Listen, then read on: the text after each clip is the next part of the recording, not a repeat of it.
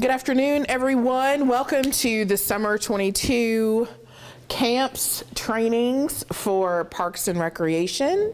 We are very happy to have you here today. This training is for all staff, whether you've worked in a camp or not before, whether you've worked with Parks and Recreation in Lexington before. And it is very general, so it is to cover the basics of everything.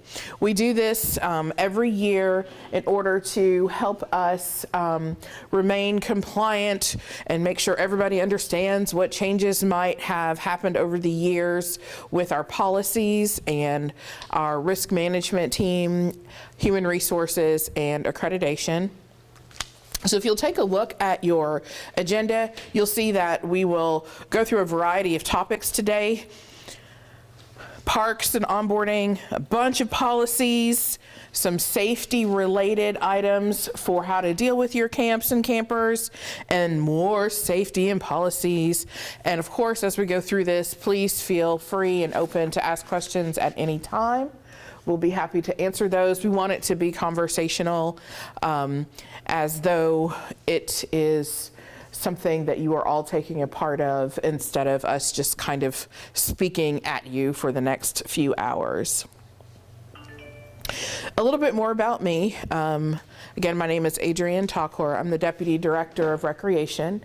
And so what that means, for those of you who don't already know, is that I have management oversight over the areas of summer camp, cultural arts and events, community centers and community engagement, our after-school extended school program, so a whole bunch of other things that I can't actually remember right now because I just went completely blank, marketing, as well as the natural areas program. And I think I'm leaving somebody out. Does anybody else know? Equestrian is part of natural areas. And ESP, I feel like I'm leaving somebody else. Ah, yes, Therapeutic Recreation. So see, it's so much that I don't even know what it's all called. But basically, you guys all work for recreation, and you may fall into one of those groups or touch all of those different areas at some point throughout your tenure with us, be it just for the summer or you work for us year round. So in this little introductory part, I'd like to talk to you a little bit about who you're going to be working with this summer. There is a variety of employees and participants that you're going to be engaging with, as well as the general public. So in your immediate work area, you will spend quite a bit of time working with seasoned civil service employees. So your camp directors, your community center directors, people who operate and run the parks and locations that you work with largely are civil service employees. So they are longtime employees. They may have only worked in their positions for a year, up to 30 or 40 years, but they are permanent regular employees. And mostly they are in positions of leadership or management oversight over the camps that you'll be working in. After that, you will have seasonal employees who work for us in just the summer or for 9 months out of the year or just for a particular program or maybe for a one-shot deal just to do one particular program. So there are a lot of different types of seasonal employees, and you may be one yourself. And then thirdly, you will be working with, on the employment side, Partners for Youth Summer Youth Job Training Program. That's a mouthful, employees. And those are high school students that are rising 10th, 11th, and 12th graders that are hired through a city program called Partners for Youth. Most of them are under the age of 18, and the Summer Job Youth Training Program is designed to help them get some interest in their professional areas, to find out what they might be interested in for a career, to help them make extra money in the summer. Those workers do come through an application process. They have been vetted. They will come to your campsite. So depending on where you are, you may have one or two of those workers that work with you. It's important to know that they are learning. They're paid. They're kind of like interns, but they're young interns. And so they are there to help and assist and to learn themselves, but they're also very energetic and willing to learn. And your camp directors and supervisors will make the contacts with them and work out the schedules. So just know if you're working with them, they are typically under 18, which means they cannot be left alone with our participants. And that they aren't really people who can make decisions for what goes on in the camp, but you can give them discrete tasks, work with them, and help them gain work knowledge. So that kind of brings us to the next group of people you'll be working with, whom are our participants. Our participants really are the most important people to make this whole outfit run, right? So in Parks and Recreation across the city, we are running over 20 programs this summer. And they serve kids ages 3 all the way through adults who may have physical or intellectual disabilities, and everybody in between at different locations. There may be groups and camps that have 80 to 100 people in them. There may be groups and camps that have 10 to 25 people in them, and everything in between. But the participants are the most important people. So your job is to make sure and to ensure that they have a quality, fun, exciting, engaged, and safe summer experience. And so after these general trainings, which gives you a broad overview of how our policies work and how the rules are, you will have individual trainings with your camps specifically, where they'll talk about site-specific concerns, population concerns, risks related to the types of things you will exactly be doing every day. So this is your general training, and then after that you will have specialized training with your camps. But all of it is for you to keep in mind what we do at Parks and Recreation, which is to build community, to give a sense of belonging, to be inclusive, and to make sure that we have a sense of welcome, fun, and safe opportunities for everybody who participates with us. And that kind of includes families and parents, especially for the kids as well, because they will have concerns they'll need to be communicated with as we go through the summer. Anybody have questions about that so far? We can take a pause for questions. Okay, great. Thank you. So I'll give you some idea. In your onboarding section, you'll hear a little bit more about what the camps are like, but I wanted to give you some ideas yourself. So there will be camps that take place in our community centers, which might largely be indoors, and there will be programming on site at those locations, things related to that neighborhood or that area or the interest of the children in that program. There will be camps that are outside in remote areas, like at our Heisel Farm Park, where people will be outside all the time. They will be engaged in adventure-like activities. There will be camps that are to specific interests, like tennis or swim or golf, where the majority of the activities are related to just that. Okay, so wherever you're working, remember that there are specific goals that are attached to each of the camps for what the experience is supposed to be like. But generally speaking, you'll see crossover. So I mentioned you will work with a lot of different people. So there may be times when the golf crew comes to your camp, or you go to a golf course, and the kids or the participants in your program are learning about golf, even though you're a community center camp.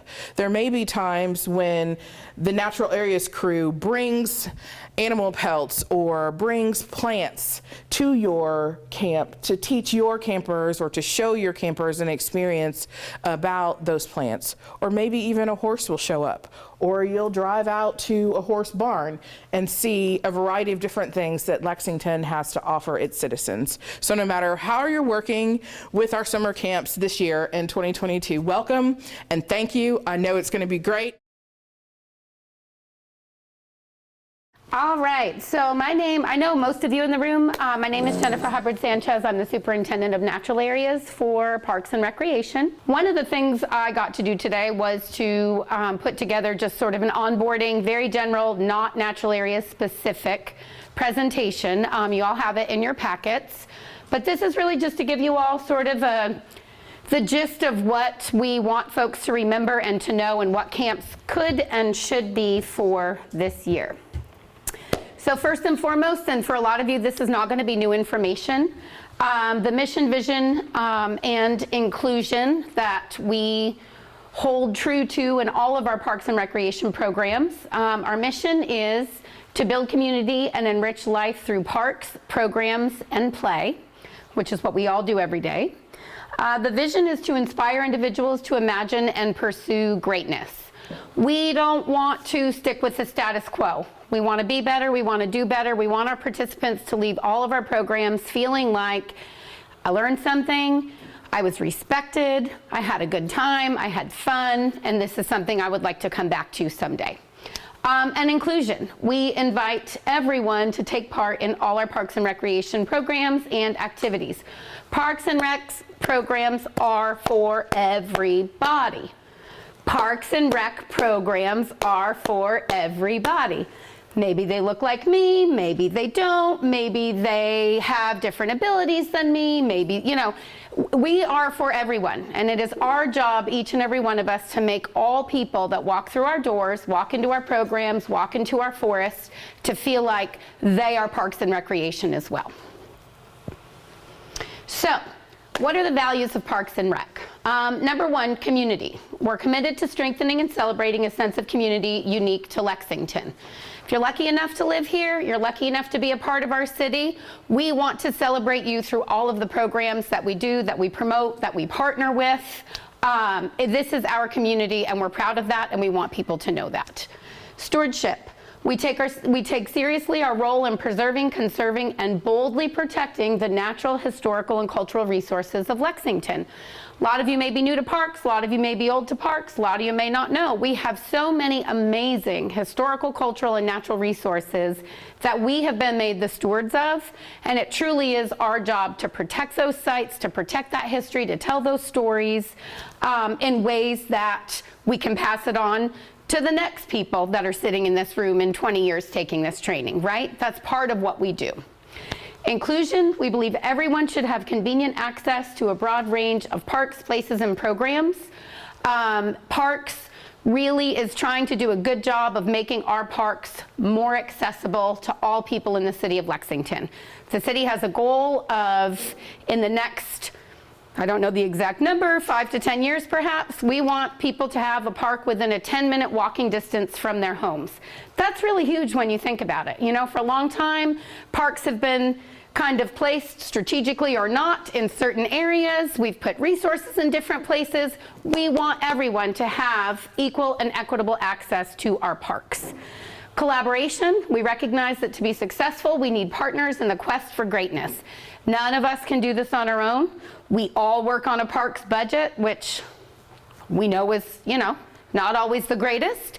We have got to be creative. We've got to look for grants. We've got to look for partners. We've got to look for those folks that have a shared vision, a shared mission, that also want to help us, to help our participants to have a more successful experience, whatever they may be participating in. So look for partners. Dream big. If you have an idea about, you know, a school group or a church group or whatever that may be, any group that you work with that you think, you know, they could really benefit my program at William Wells Brown. I know, for example, Jill has a gazillion partners that she works with through her programs. That's how we make things work, and that's how we take our little budgets and we make them big budgets, by partnering with others. So think big on partnerships. Lastly, innovation. As I said before, we're not satisfied with the status quo. It's 2022, the world has changed, we have changed, it's a crazy place to be, and it's our job as leaders in Parks and Recreation to sort of look at the status quo and say, are we just kind of cookie cuttering our programs based on what we've always done and what's convenient and what feels good? Or are we going to shake up the status quo, and are we going to find new ways to innovate in light of every experience we've all just shared as human beings, especially in the last couple of years? So who do we work for? Ideas from you all? Who do we work for? The citizens. Right. And this is kind of a, I actually put 3 pictures in here, and we were all going to decide on which one we were going to use, but I left them all in there. This is a good representation. You see folks of different abilities. There is lots of diversity represented. We work for everybody. And it's not just, well, I pay my taxes, so you work for me. Guess what? If you buy gasoline and groceries, you also pay taxes. We work for everybody in the city of Lexington. We work with them, we work for them. You all know, as far as elected officials, This is the reporting structure of our government. We work for the mayor, Linda Gorton. These are our 12 council districts and our 3 at-large members, and I recognize that it's really small up here, but you all do have it in your packets. This was the most updated version that I could find with new aides, people that have switched in and out of offices. The CAO, Sally Hamilton, she's the Chief Administrative Officer for the City of Lexington. Chris Ford, who I had the opportunity to spend the afternoon with out at Raven Run last week, he is the Commissioner of General Services since last July, and he is over parks, facilities and fleet, parking, the mailroom, utilities and security. And of course, Director Conrad, most of you probably have met Monica before. She is wonderful to work with. She's wonderful to work for. She oversees operations, programming, and planning for Parks and Recreation. This is also really small, and I apologize, and possibly off-center. The deputy directors for Parks and Recreation, Michael Johnson is over the enterprise section of parks. He leads golf, operations, aquatics, athletics, facility rental, planning and design, and project management. Miss Adrienne Taklor, recreation. She directs special events. Y'all have already met her. And I have your comprehensive list here of what you do, so I will not leave anything out. Special events, arts and cultural activities, therapeutic rec, summer camps, marketing, public information, community outreach, natural areas, and the extended school program. And in her free time, she actually has real hobbies. I don't know where she finds the free time, but she's got it. And lastly, maintenance is Mr. Chris Cooperrider, who oversees maintenance areas of Parks and Rec and safety and security. So a little bit about each of our areas within parks. Athletics, number 1. Parks offers a multitude of youth sports programming. Some of these are competitive leagues, some of these are franchise leagues, some there are soccer leagues that simply rent the fields. There's a multitude of ways that athletic leagues engage with our Parks and Rec team. We have football and cheerleading for youth sports. We have a partnership for soccer, baseball and basketball leagues, and some of our rec leagues include disc golf, esports, ultimate frisbee, pickleball, basketball, and cheerleading. Parks has 5 golf courses throughout the city. We've got Gay Brewer Jr. Golf Course at Picadome, the Links at Kearney Hills, Lakeside, Tates Creek, and Meadowbrook. Aquatics, we have Castlewood, Southland, Tates Creek, and Woodland, so there are 4 aquatic centers in the city. Our neighborhood pools are Shillito and Douglas, and our spray grounds are located at Castlewood, Douglas, Jacobson, and Masterson. Charles Young Center will have a spray ground, a really cool, very amazing project that's happening, so there will be a 5th one soon. Community centers and outreach, our summer basketball, we have the Dirt Bowl, the Junior Dirt Bowl, and the Sun Bowl. We have community centers at Dunbar, Castlewood, Kenwick, William Wells Brown, and I think almost all of you are here actually. Thanks for being here today. Park and play, these are recreational opportunities for underutilized parks and parks that are in some type of transition. We do group games, arts and crafts, and outdoor nature activities where we're bringing those into the park via the Park and Play van. And that is the mobile recreation unit that runs in the summertime and in the fall. Cultural arts and events. Cultural arts, I'm always really impressed with the multitude of programs that take place in cultural arts and the events that they're responsible for year-round. They have art programs, dance classes, concerts, the Bluegrass 10,000, which is the race that takes place every year on July 4th, downtown cultural festivals, parades, and a lot more that they do every year. Therapeutic Rec, these are our programs for individuals with disabilities, and it's a way to give them access to enjoy activities through recreation, leisure and play, and to showcase their talents and abilities. The programs are designed to enhance the health, wellness, and social needs of all individuals with any type of disability. Participants engage in sports, fitness activities, they have dances, they have lots of cool special events throughout the year. The benefits of our TR program are the development of self-respect, trust, and social skills, meeting new people, decreasing that sense of loneliness that people can often feel, gaining recreation and life skills for an increase in independence, exploring our community, improving physical and emotional health, and improving the quality of life of people with disabilities. Natural areas, I'm biased, we're the best. No, sorry. Can you edit that out? Thank you. Our mission is to preserve the beauty of the Kentucky Bluegrass region, along with the remnants of early Kentucky history. Natural areas have a variety of native flora and fauna, important historical features, and cultural connections. Our job is to provide refuge for visitors seeking solitude or outdoor experiences with a range of physical and psychological values. Our natural areas include Raven Run, McConnell Springs, Heisel Farm Park, the equestrian program at Masterson, as well as our outdoor programs and our nature programs across the city. Camps, which is why we're all here.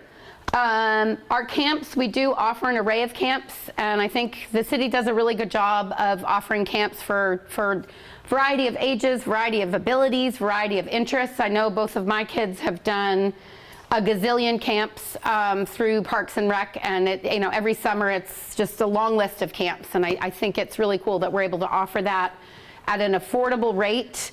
Some camps are 3-4 times as much for a week of camp, and so it's really cool that we're able to kind of stretch our dollars in a way that give young people a meaningful experience for a lower price. So the camps that we are offering this summer are Kitty Capers Dance camps, Art Kids, Camp Kearney, Outdoor Nature Camp, Equestrian Half-Day Camp. We have a morning and an afternoon session for that.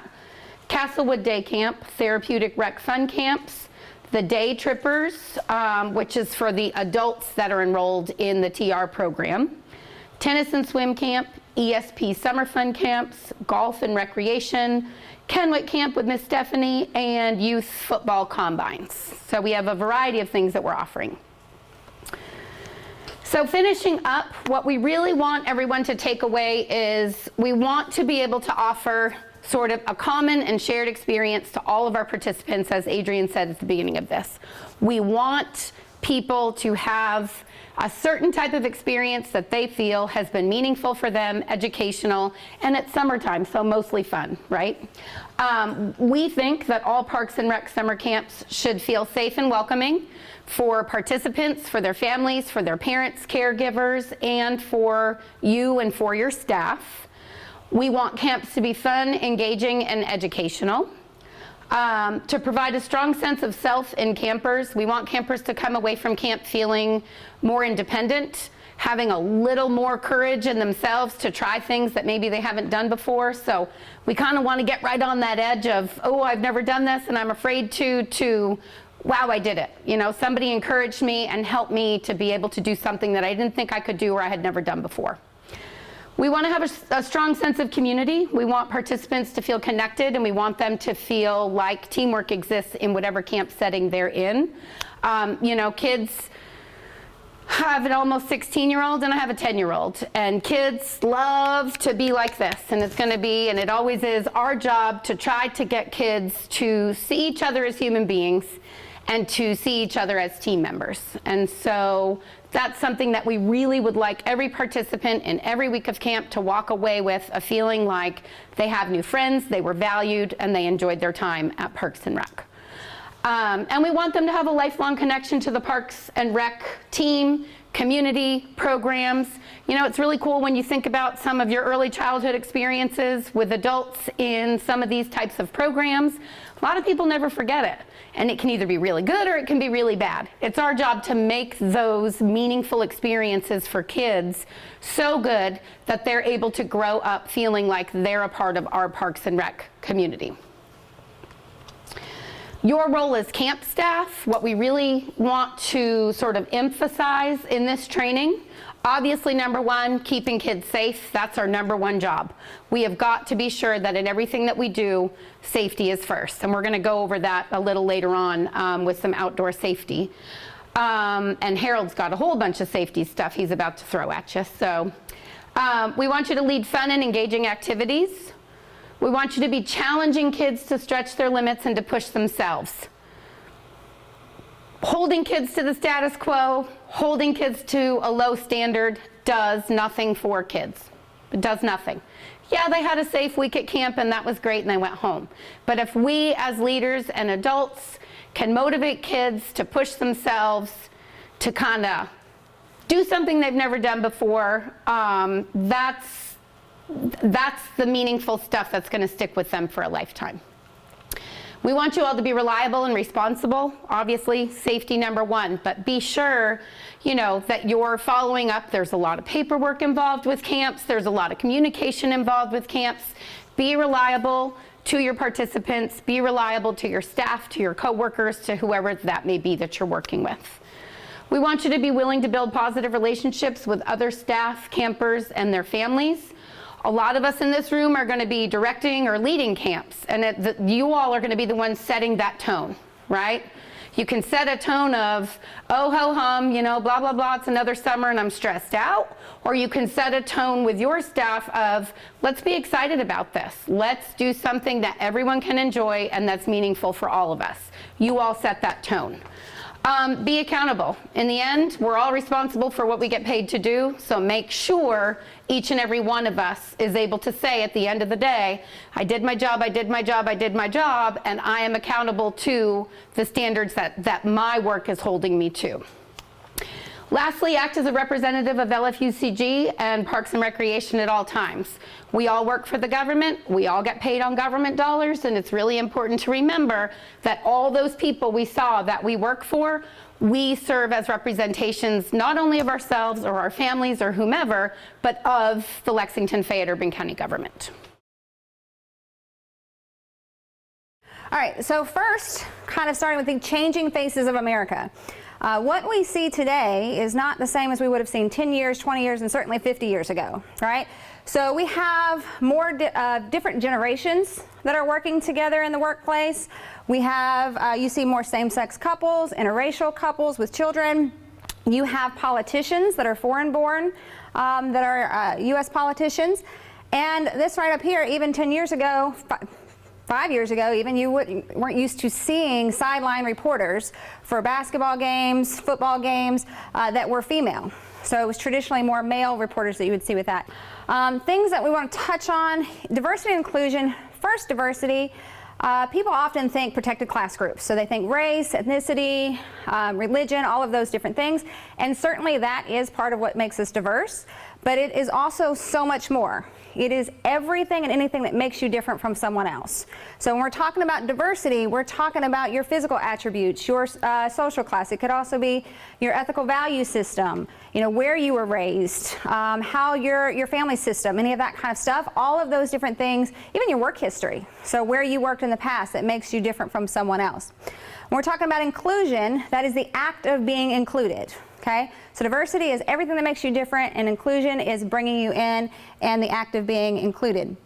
Now, Verna Myers is a diversity expert that Arthur likes to quote, and one of the things that we quote here is, diversity is being invited to the party where inclusion is being asked to dance. And what that means is diversity, we're asking you to come and work for Lfucg, but we're also asking you to share your talents, your background, and all those things that make you different with those around you as well. Especially with what you all do. I mean, you all working with kids, you're going to be working with all different, between different age groups, kids with different backgrounds of all sorts. So it's important to really understand that.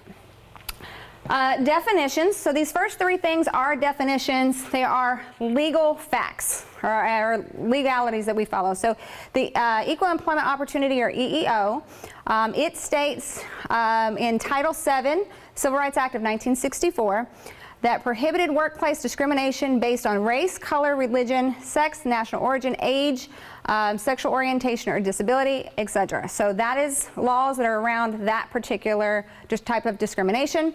Affirmative action is legally driven by written plans for goals for specific groups, essentially groups that were discriminated against in the past. These are laws that help to kind of stop some of that and those groups that were targeted. Harassment, we're going to have the longest portion of today is going to be all about harassment.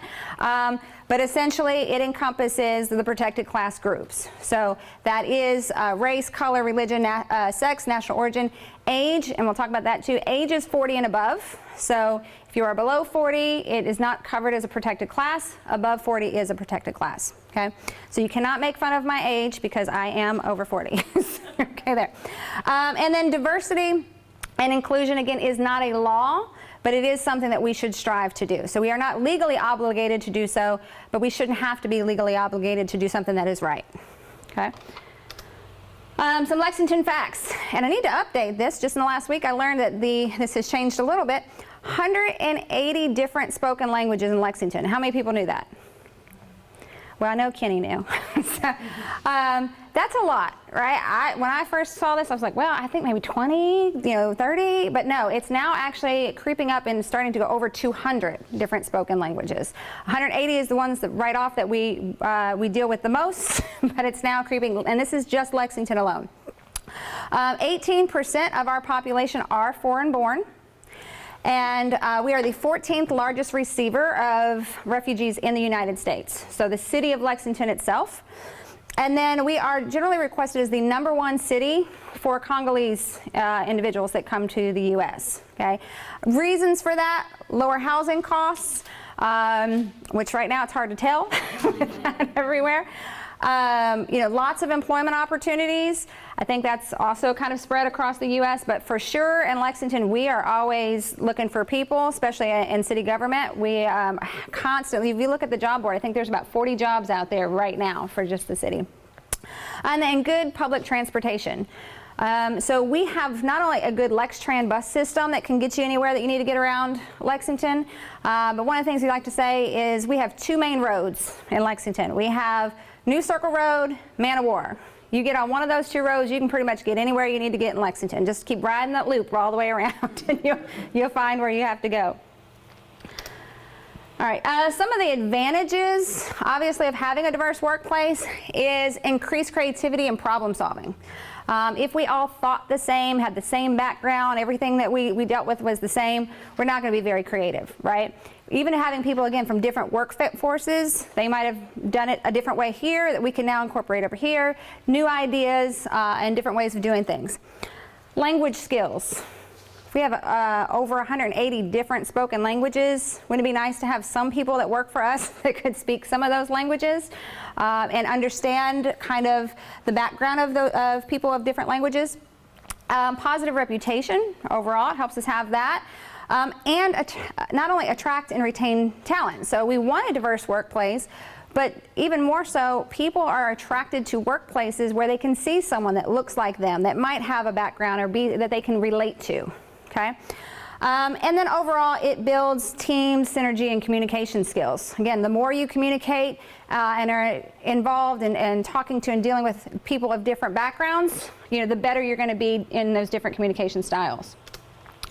Lastly on this one, we want to create an environment of overall trust and respect.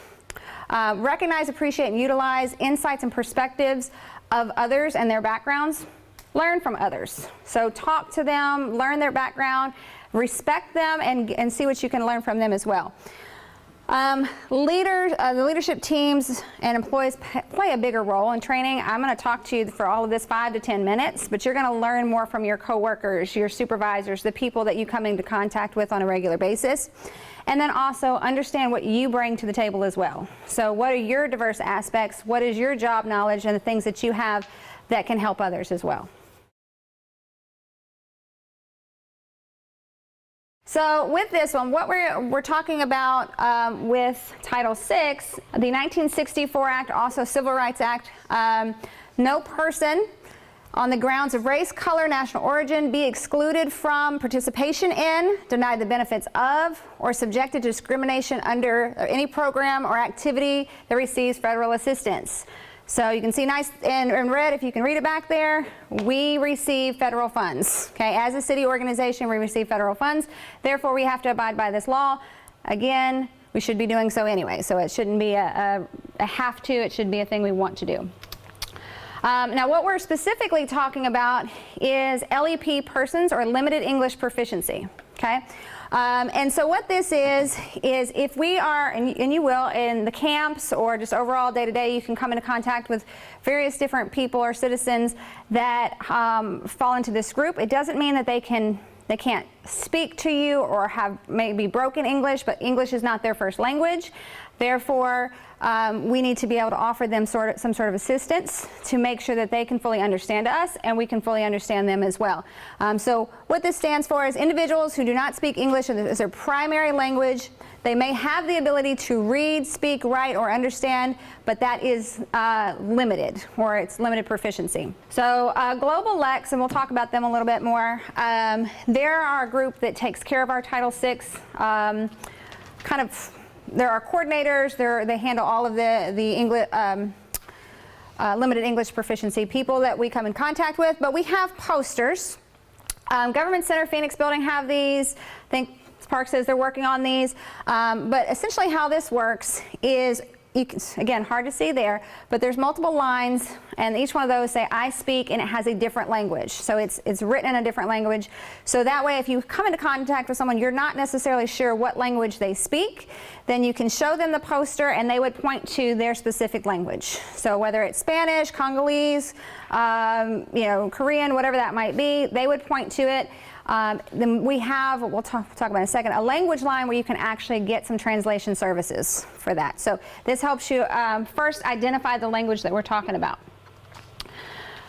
So next we have the language line and trained interpreters, trained in being able to not only speak, but also to decipher and to write up documents in different languages as well. So what language line is every division that uses this regularly should have a phone number to language line with a specific kind of code for your division.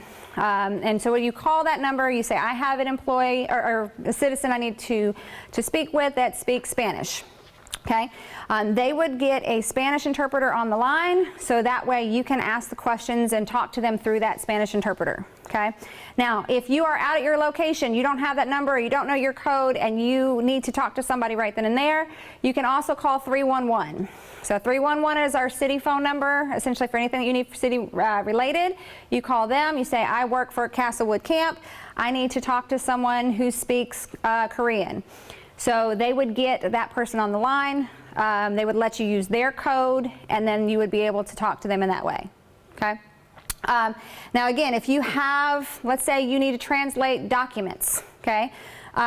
You can contact Global Lex. They won't do it all for you. If there is a way that they can do it, or they have someone in-house, they will, but they don't have 180 people or someone who speaks 188 languages, but what they can do is they can get you in contact with a company that can translate those documents for you if they can't do it in-house themselves, okay? And they also have sign language services as well. A lot of times we think of all the different spoken languages, but we forget about sign language as being one of those as well.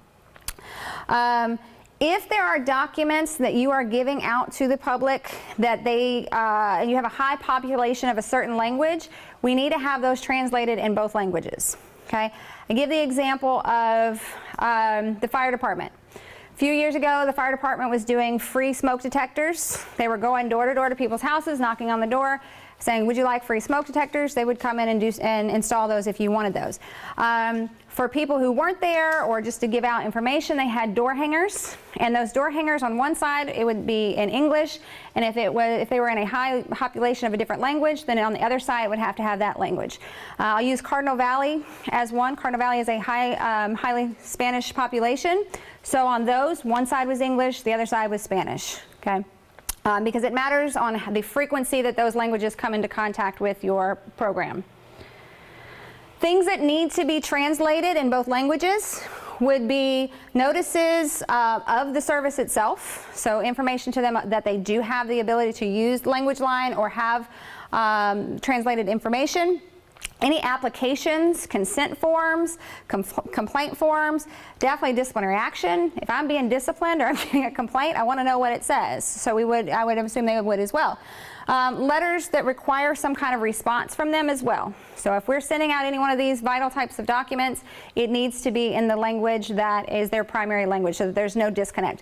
Because I'll say this, we get caught up, okay, these different languages, but you could be from various places in the U.S. alone, and certain terms are going to make sense sense to some people where they won't make sense to others. If you live in New York versus you live in Alabama, there's going to be certain expressions and certain things that we might use in our regular conversation that someone else may not understand. So if there's that kind of disconnect in just the English language with certain terms, there definitely can be when you're translating that across languages. Every division should have a division coordinator. The list of who that coordinator is for every division is kept at Global Lex. But also, if you need to know, you can contact your supervisors. If they're not sure, that they can find out who it is as well. So I'm not sure who the specific one is for parks. But that coordinator's job is to make sure that we're, number one, in compliance. You know, making sure that they are handling any complaints, getting any information, answering questions, anything that comes through. They also are in charge of kind of keeping up with the tallies and the numbers that are required for that as well. Isabel Taylor is over Global X, so she's the one that coordinates directly with them as well. All right, lastly, how agencies deal with or handle LEP persons is based on these things. So first, the number or proportion of people with limited English proficiency that are served. So if we only serve maybe 1 or 2 people out of 500 that speak a certain language, we don't necessarily have to have those particular documents on hand, okay? It's going to be impossible to have every form that we pass out for every single language. But if we have a high population of a certain language, we do need to have those things on hand. Frequency that they come into contact, the importance of those services that are provided for that program, and then again, the resources that are available for that particular participant. So again, keeping in mind, the biggest thing to kind of remember there is how often do we deal with that particular language, and then also how important is that information for that particular language that we're addressing. All right, drug and alcohol.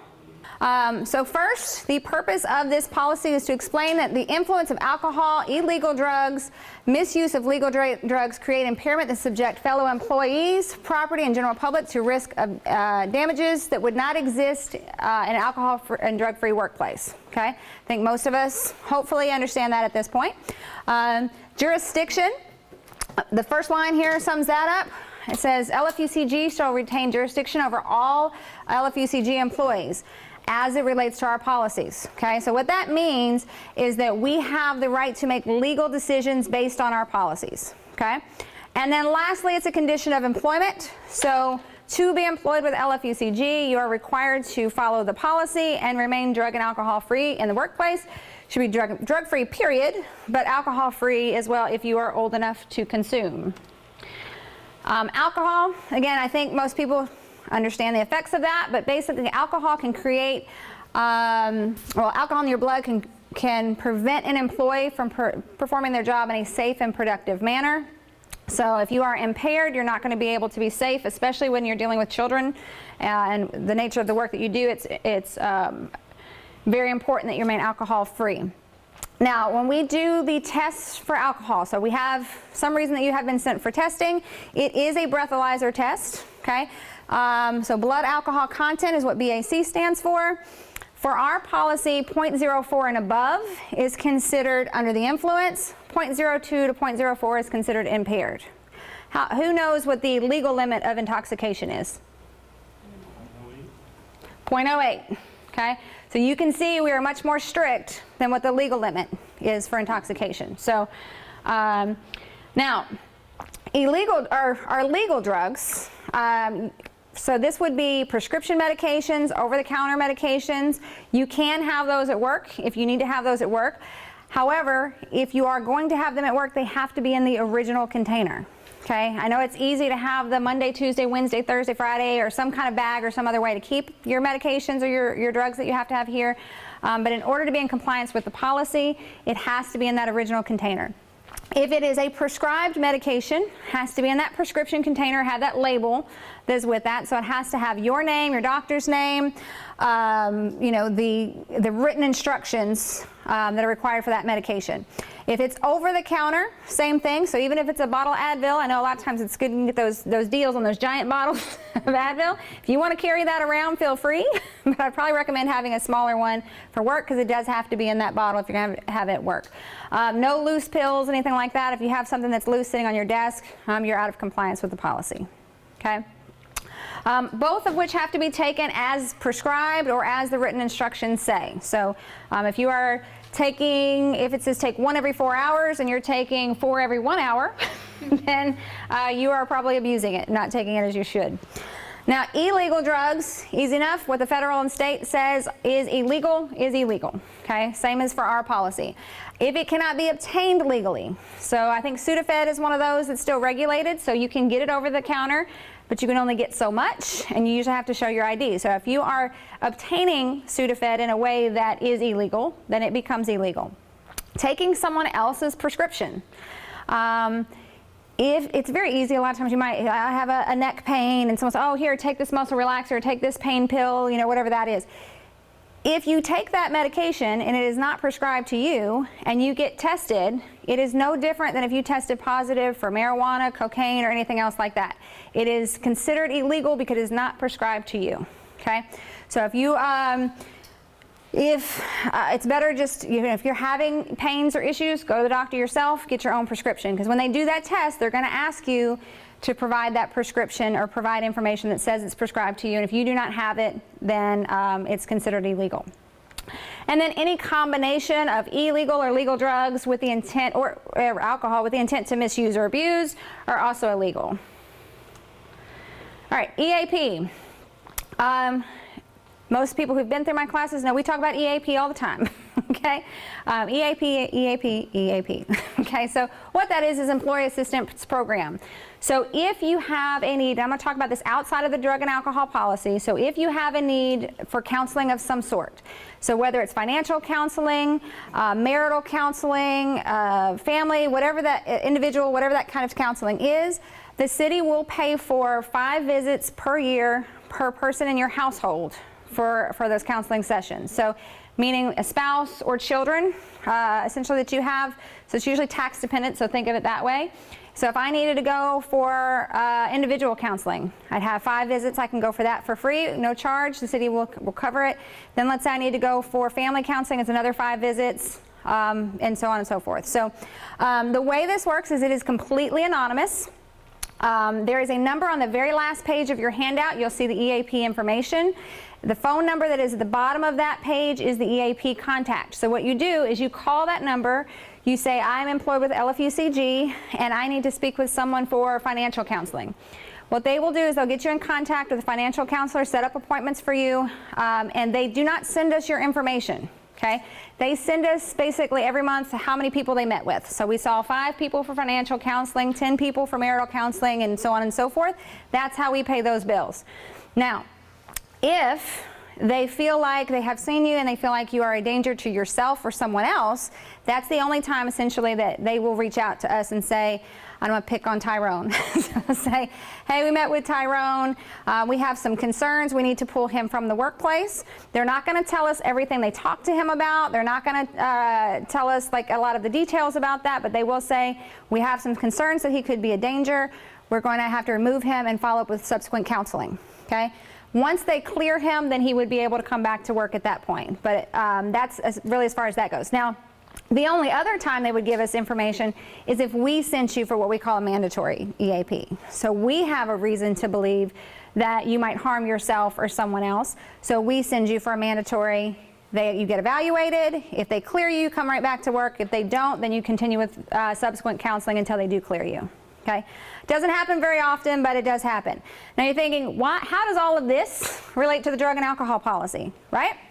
So how it relates is if you seek assistance prior to being tested.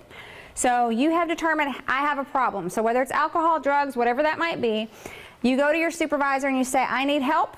I have an alcohol addiction, okay? You can go to your supervisor, your director, you can come straight to HR. If you do so, we haven't sent you for any kind of testing, you've done this completely on your own, then we'll send you first for confirmation testing so we can confirm the drug or alcohol is in your system and kind of the level of that so they know kind of what they're working with. Then we will help get you into a rehabilitation program and secure leave time while you're in that program. So you would be using your own first, so vacation, sick, holiday, any of that. But if you don't have that, administrative leave, council approved leave, there's other options as well. So we'll help you get in that program and secure that leave of absence. You would not be subject to disciplinary action or terminated for that because you came to us first. Okay?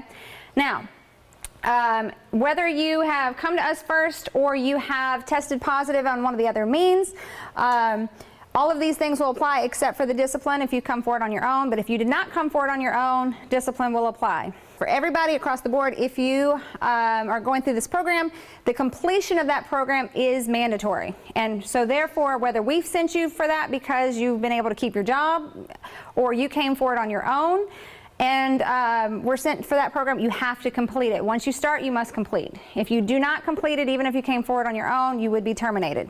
Okay? You do have to have a negative reentry test to come back to work. So you cannot test positive. And usually, in most cases, and it depends on the drug as far as how long it goes out of your system. So that can have some bearing there. And then subsequent testing continues for at least up to 24 months. Sometimes goes a little longer, most time a little bit shorter. So when you do return back to work, you have to be tested however the treatment provider says. If it's marijuana, usually that's about a 30-day, so you might be tested once a month. I think cocaine and marijuana, or cocaine and meth, I think are about, they're roughly every 3 to 4 days that can go out of your system. So those generally are tested at least twice a week, and at least initially. And it can change. It might be it starts off twice a week and then tapers off to once every 2 weeks or once a month. But it's however that treatment provider says it needs to occur. All right, I don't think we have any Cdls in here, but if you do have a requirement for a Cdl for your job and you test positive thus for losing your license, then you would either have to demote to a position that you can do, because you cannot do your job if your job is to drive and you don't have a CDL license. But if you refuse to demote or you're unable to demote, that is dismissal. All right, rehabilitation costs, especially if you test positive because we've sent you, because again, you get the 5 free visits per year if you've come forward on your own. If you did not come forward on your own, you're able to keep your job, then all those costs are up to you to cover. So, and I will tell you, if you're able to keep your job, you're going to be suspended at some point. So you're not going to have a paycheck coming in, but you're still going to be responsible for those costs. All right, I'm going to read through these relatively quickly because there's a lot. So pages 10 and 11 is where you're going to see all the prohibited behaviors. So first, use, possession, distribution, or sale of alcohol, illegal drugs, drug paraphernalia, or unlawful manufacture, distribution, dispensation, possession, or use of controlled substances on Lfucg property or in our vehicles is prohibited. Being impaired any time throughout the workday, obviously is going to be prohibited. Being impaired while on call. So whether you have a rotating schedule of being on call, meaning that you are off the clock and can be called to come back in, or you're told, hey, you get off at 5 today, but we might need to call you back in at any time that evening. If you're ever told that you need to report back to work, then you should not be drinking. Never should be doing drugs, so that shouldn't be a concern. But alcohol, if you're over 21, technically you can drink. But if you're told, hey, there's a potential we're going to call you back in, do not drink during that time, okay? If you do and you happen to get called in, it's better for you to say, hey, I know I wasn't supposed to drink, I can't come in, and you will still be disciplined, but it will be a lot better for you on that versus you come in, you're impaired, especially if something were to happen, okay? Next, being impaired, again, on Lfucg vehicles, storing in your lockers, desks, or city vehicles, or any place on the premises. So city property, desks, if you have a city car, if you have a city locker, those belong to Lfucg, okay? If you have city email, that belongs to Lfucg. Those things can be searched at any time if there's some suspicion that they need to be searched for one reason or another, not just relative to drugs and alcohol. Technically, if a supervisor needs to get something off your desk that's work-related, they can do so. Okay? There is not a right to privacy as it relates to Lfucg property or even work product. Okay? Now, your personal possessions, your personal vehicle, your backpack, purse, that's not what I'm talking about. I'm talking about the things that we own personally. Refusal to test, right there in bright red, immediate dismissal. Okay? So if you are called for testing, no matter what the reason that you're called, if you say, I'm not going to do it, you show up at the UTC and you walk out, because once you're in the UTC, you cannot leave. If you leave, it's considered a refusal. Okay? So if you refuse to test, that is immediate grounds for dismissal. okay? And that is strictly followed across the board. Switching or altering specimens happens more than I would like to count as far as that goes, but that is obviously prohibited. Testing positive obviously is prohibited. Refusal to complete the medical questionnaires, chain of custody, or just basically providing false information. So anything to do with forms, if you refuse to fill the forms out or you provide false information, it's going to be prohibited. We're going to touch on these next two a little bit more closely here in a minute, but failure to report legal drug use, and then failure to report any summonses, charges, issuance of citations, or convictions related to alcohol and drugs are also prohibited. So starting with the reporting of legal drugs, okay? You do not have to tell your supervisor or anybody that you work with what medications that you're on or what illnesses or what's wrong with you in any capacity. They should not be asking you if you have medical conditions or what medications that you take. Now, if you have a medication you take regularly, you've had no problems with it, no issues, no one ever has to know. It's between you and your doctor, okay? But if you are given a medication that could cause some safety-sensitive side effects, so usually these are going to be temporary, so you're on a pain pill, a muscle relaxer, something that you've been prescribed for a recent injury. If it has where it can cause drowsiness, blackouts, hallucinations, there's all kinds of things that can occur. If that is a possibility for that medication, especially if you know you're having some of those side effects, you're required to report that to your supervisor. Not what it is and what it's for, but say, hey, I have been taking this, I've been given this medication, says it can cause blackouts. Your supervisor cannot say, okay, you're fine, go drive a truck, or you're fine, go take care of these kids, What they can do is they can ask you to provide a doctor's note that says that you are on a medication that could cause these side effects and how long you're going to be on that. They can, or they can also ask you to bring a doctor's note in saying when you're cleared from that medication, saying no longer on this medication, can perform regular duties. Okay. What they can do is either allow you to use leave time so that if you can't do, if that's the main part of your job is safety sensitive, you can use your vacation, sick, or just be off work, because I know a lot of your groups, are seasonal employees, so they just may be required to be off work during that time. Or they can find something for you to do that is not safety sensitive. So if there's filing or there's something that can be done kind of light duty that would not be an issue, then they could do that. A lot of times that's few and far between, so most of the time it's leave time that is used. Any questions on that one? Okay. So the other reporting is the arrest, again, charges, issuance of citations related to drugs or alcohol, okay? If you are arrested, whether you are convicted or not, if you get a citation relative to drugs or alcohol, you are required to report that to your division director. So whether that's through your supervisor, directly to your division director, either way.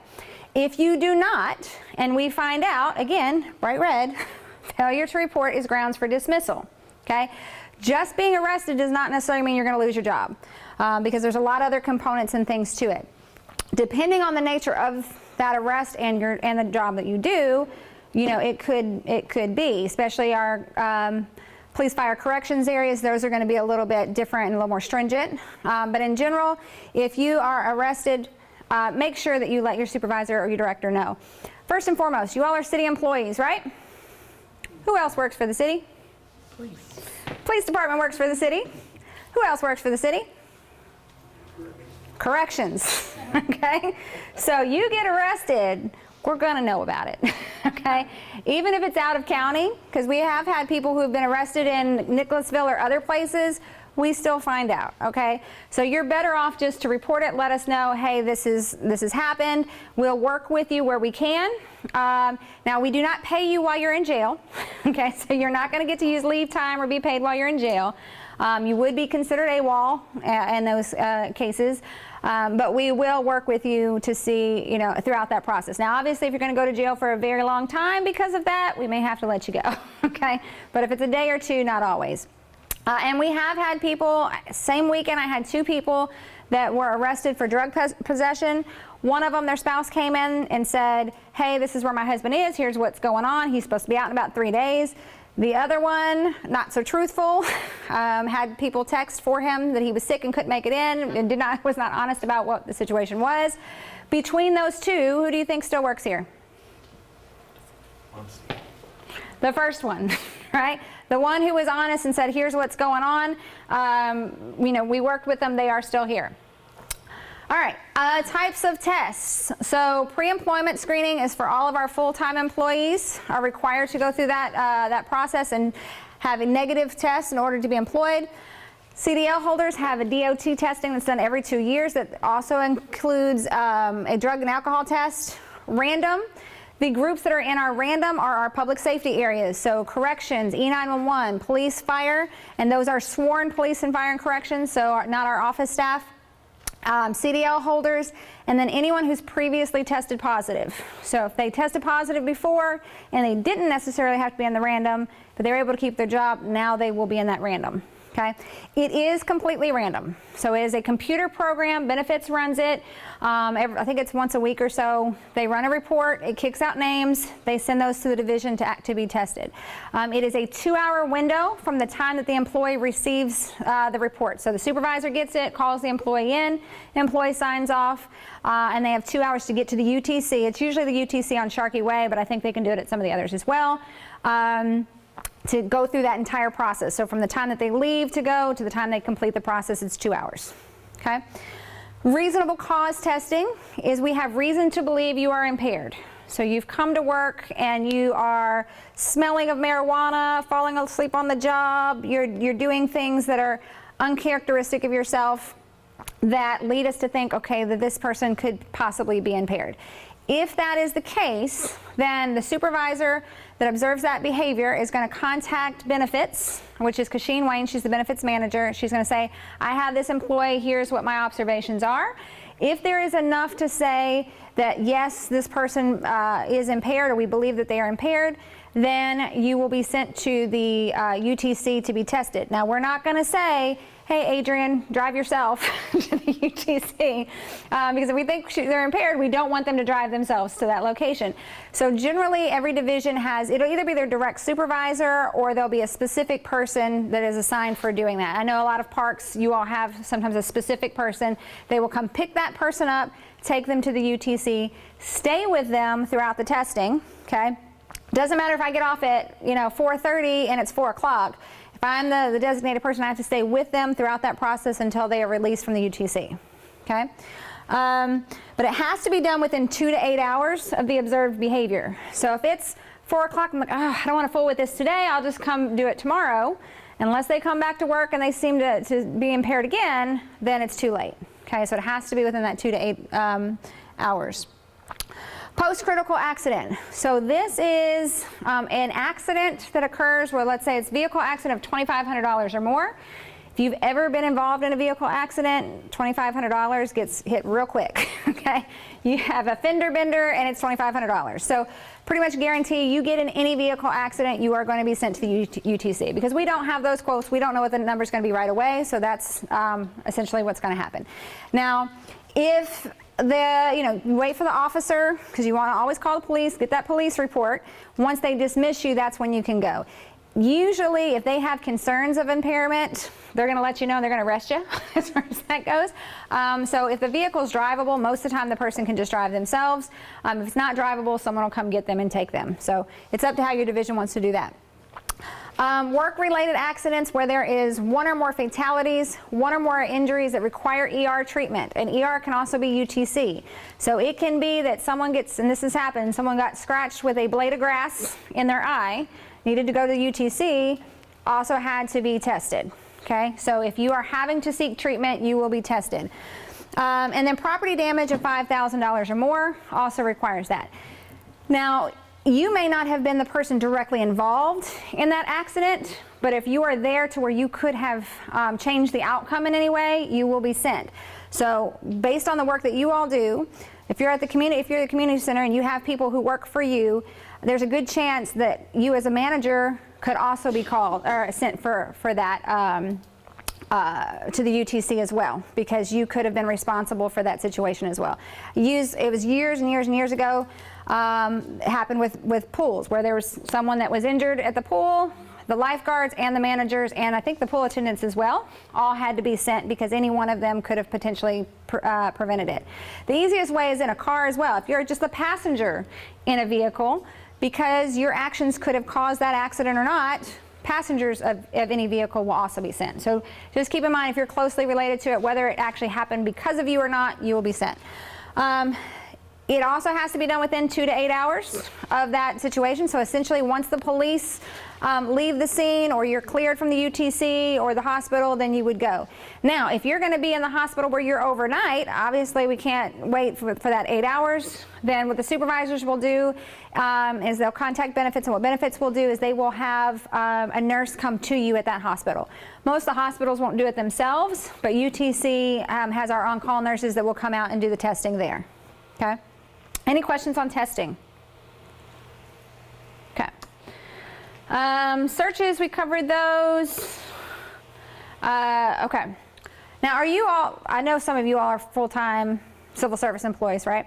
Okay, so for our police, fire, and community corrections, first offense of drugs is dismissal. For everyone else, not including our seasonal, so all the other collective civil service employees, it is 160-hour suspension and mandatory EAP. The second occurrence is dismissal for this group. Okay, so if you're a civil service employee. Now, if you are, well, I'll get to that here in just a second. For alcohol, our sworn police, fire, corrections, E911, under the influence, 0.04 and above is dismissal. Impairment, so that 0.02 to 0.04 is 160-hour suspension, mandatory EAP for them. Second occurrence for them is dismissal. So this is really the only saving grace for police, fire, corrections, and E911. For all other employees, so across the board really, if you test below an alcohol level of 0.04 and above, it's dismissal. So it doesn't matter really what division you're in, 0.04 is dismissal. 0.02 to 0.04, it's 24-hour suspension, and then again, second occurrence for that is going to be dismissal.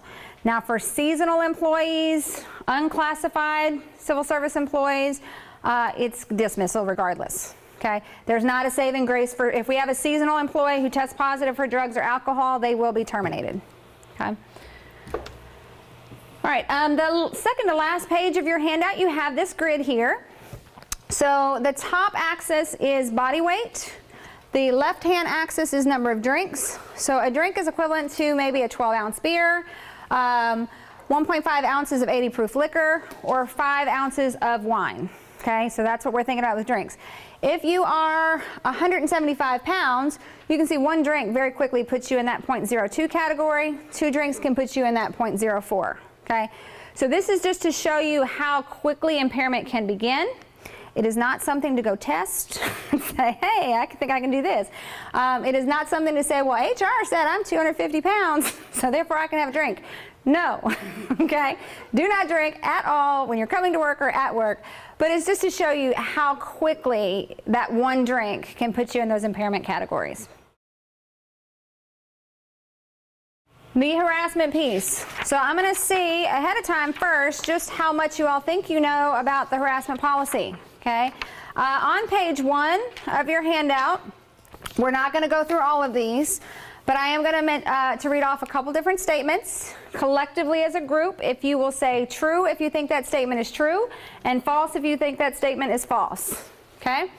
So the first one, only physical acts by one employee against another are considered harassment.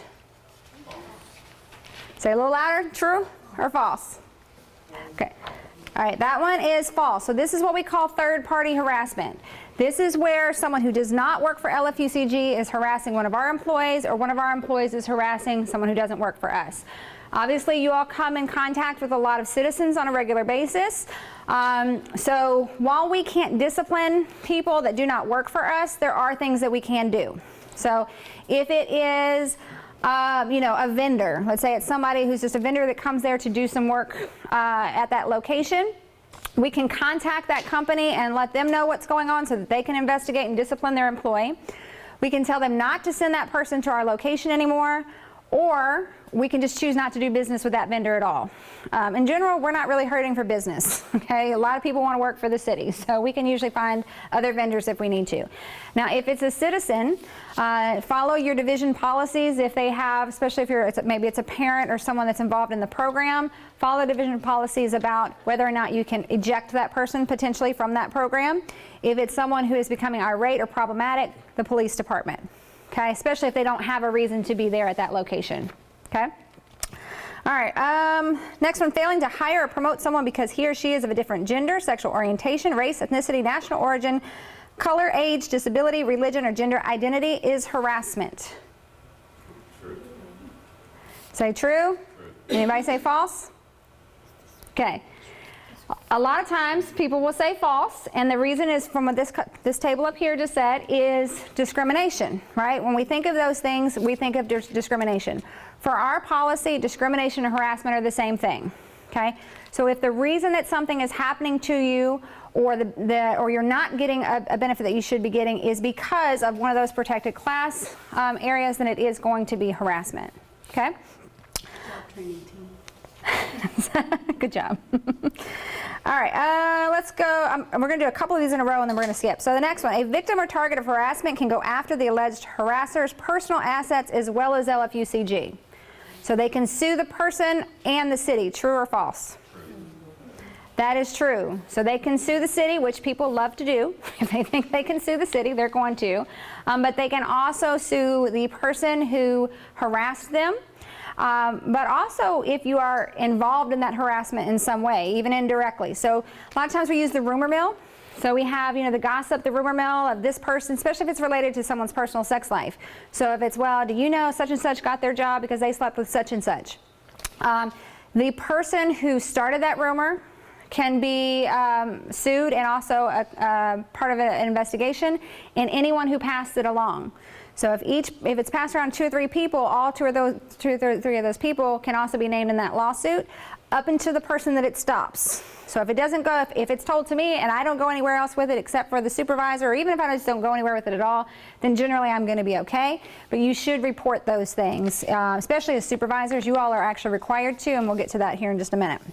All right, the last one in that kind of grouping of things: dirty jokes, language, and action of a sexual nature, and asking a coworker out repeatedly on a date after they have said no could be construed as sexual harassment. That is true.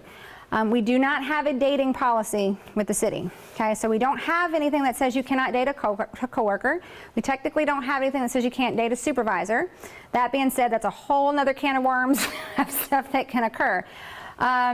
So what we say here is, if you feel comfortable enough asking someone on a date and you ask it in a respectful way once, you're generally not going to be in trouble, okay? However, if you ask them in an egregious or highly sexualized way, once is enough to get you in trouble. If you ask someone out on a date and they give you anything other than an immediate yes. So if they say, oh, I'm not sure, let me think about it. Oh, well, I'm, retying my shoelaces or washing my hair that night, whatever it is, unless it's an immediate yes, you already consider that a no, okay? Asking a second time and certainly a third or fourth is going to be harassment, okay? That's where it gets into pervasive. All right, just 2 more, we'll come down here. About 90% of sexual harassment in today's workplace is done by males to females. How many say true? Nobody's raising their hand. How many say false? Okay, and you say false because why? Because we think this is a trick question. Because women harass also. They do. Usually it's because it's a high number, right? 90% of harassment complaints are males harassing females. This one is true, okay? However, it is true. What are, cases based on? Or what do you think the statistic is based on? Reported incidents, okay? So it is thought that the number may be lower than 90%. It's just may not be that males may not report it as often for various reasons, okay? No one's going to believe me. I'm a guy. I'm supposed to like that kind of thing. People are going to make fun of me. I like to use Terry Crews as an example. So if anyone knows who Terry Crews is, raise your hand if you do. Okay? He is a former football player turned actor, very big, muscular guy, done a lot of different movies. Right around the peak of the Me Too movement, he came out and spoke about an incident that had occurred with him where he had been harassed actually by, I believe, another male in the industry. And he felt it was important to speak up for this very reason, because men tend to be a little bit more afraid to speak up in these situations. The reason he didn't speak up sooner is he said he thought people would make fun of him, that no one would listen to him, all the things that I just said. And initially, was there some of that came out? Yes. But overall, people started to really listen to his story and started to kind of realize that it does happen both ways. It is not just males harassing females. It does happen where it is females that are harassing males and people of the same sex. It happens across the board. Why do you think people don't report harassment? Embarrassed? Afraid they're going to lose their job? What else?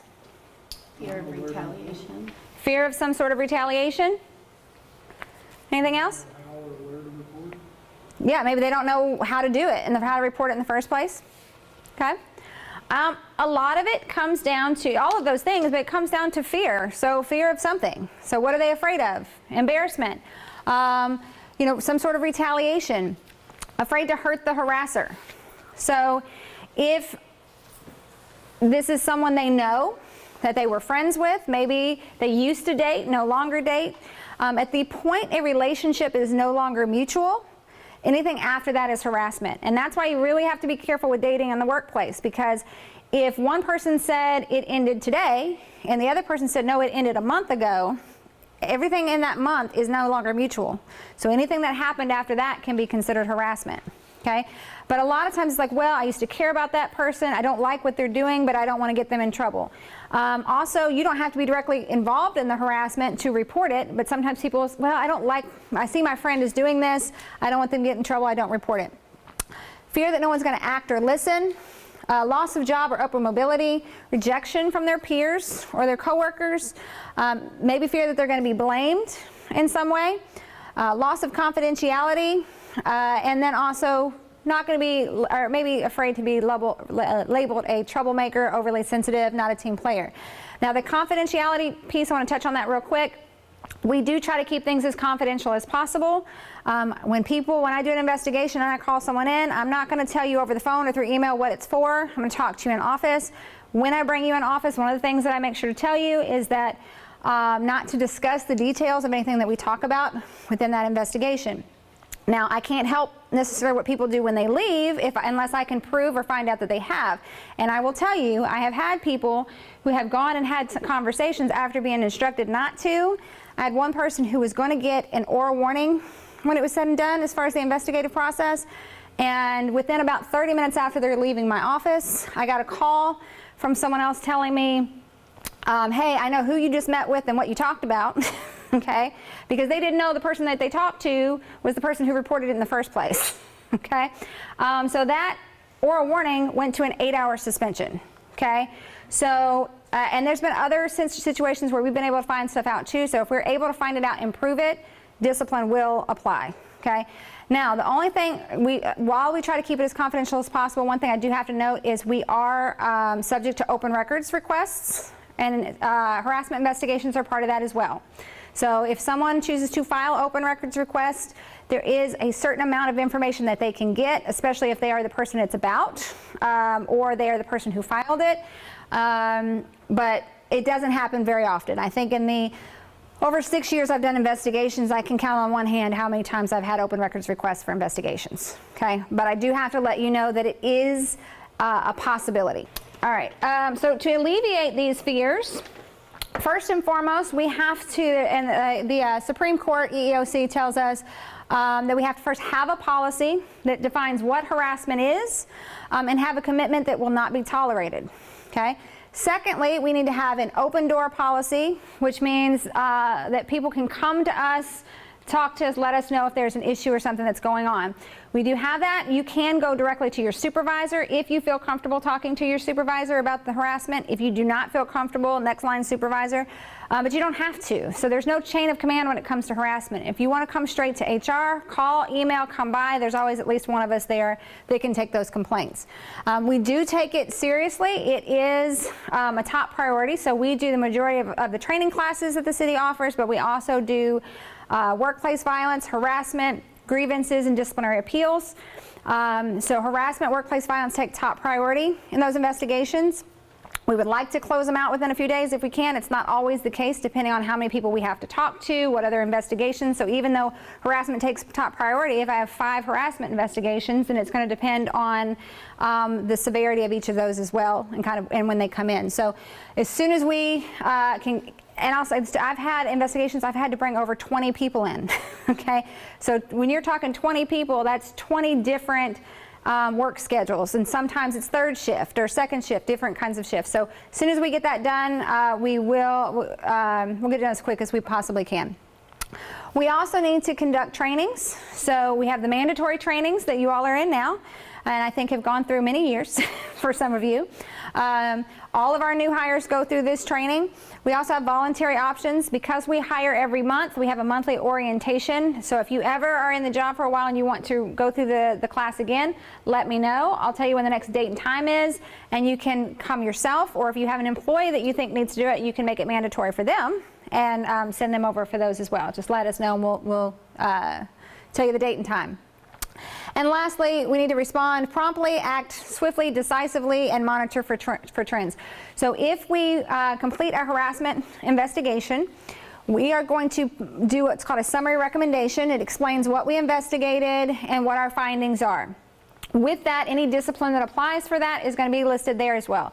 Now, we only deal with the harassment piece, but if there are other issues that come up throughout that the division wants to address, then they can address those as well. So it could change the discipline, but we at least give the harassment piece for that. Okay? We do ask that once that report is given back, that the supervisors, and it goes to the director and commissioner, and then it'll come to the supervisors, that it's issued right away. Again, for your seasonal employees, there's really no saving grace. If they're found to have harassed someone, it's generally going to be termination. Okay? For others, it could be, depending on, if they're classified civil service, then it could be, oral warning, written reprimand, suspension, or termination, depending on the severity of it. But we do ask our supervisors, if you know that there's a case and something that has gone on, monitor the situation even after it's done to make sure nothing else is continuing. Making sure that there's no retaliation that is happening, that the issue that started to begin with, that we're not having any more of those concerns or issues. Harassment can be pervasive or severe, okay? Pervasive, meaning things like asking someone on a date. Asking the first time, not necessarily harassment. Continuing to ask somebody could be. The severe, asking someone in a highly sexualized way, the first time could be harassment. Unwelcomed and repeated. So if it is unwelcome behavior and it is repeated, then that's going to be harassment. Interferes with the job.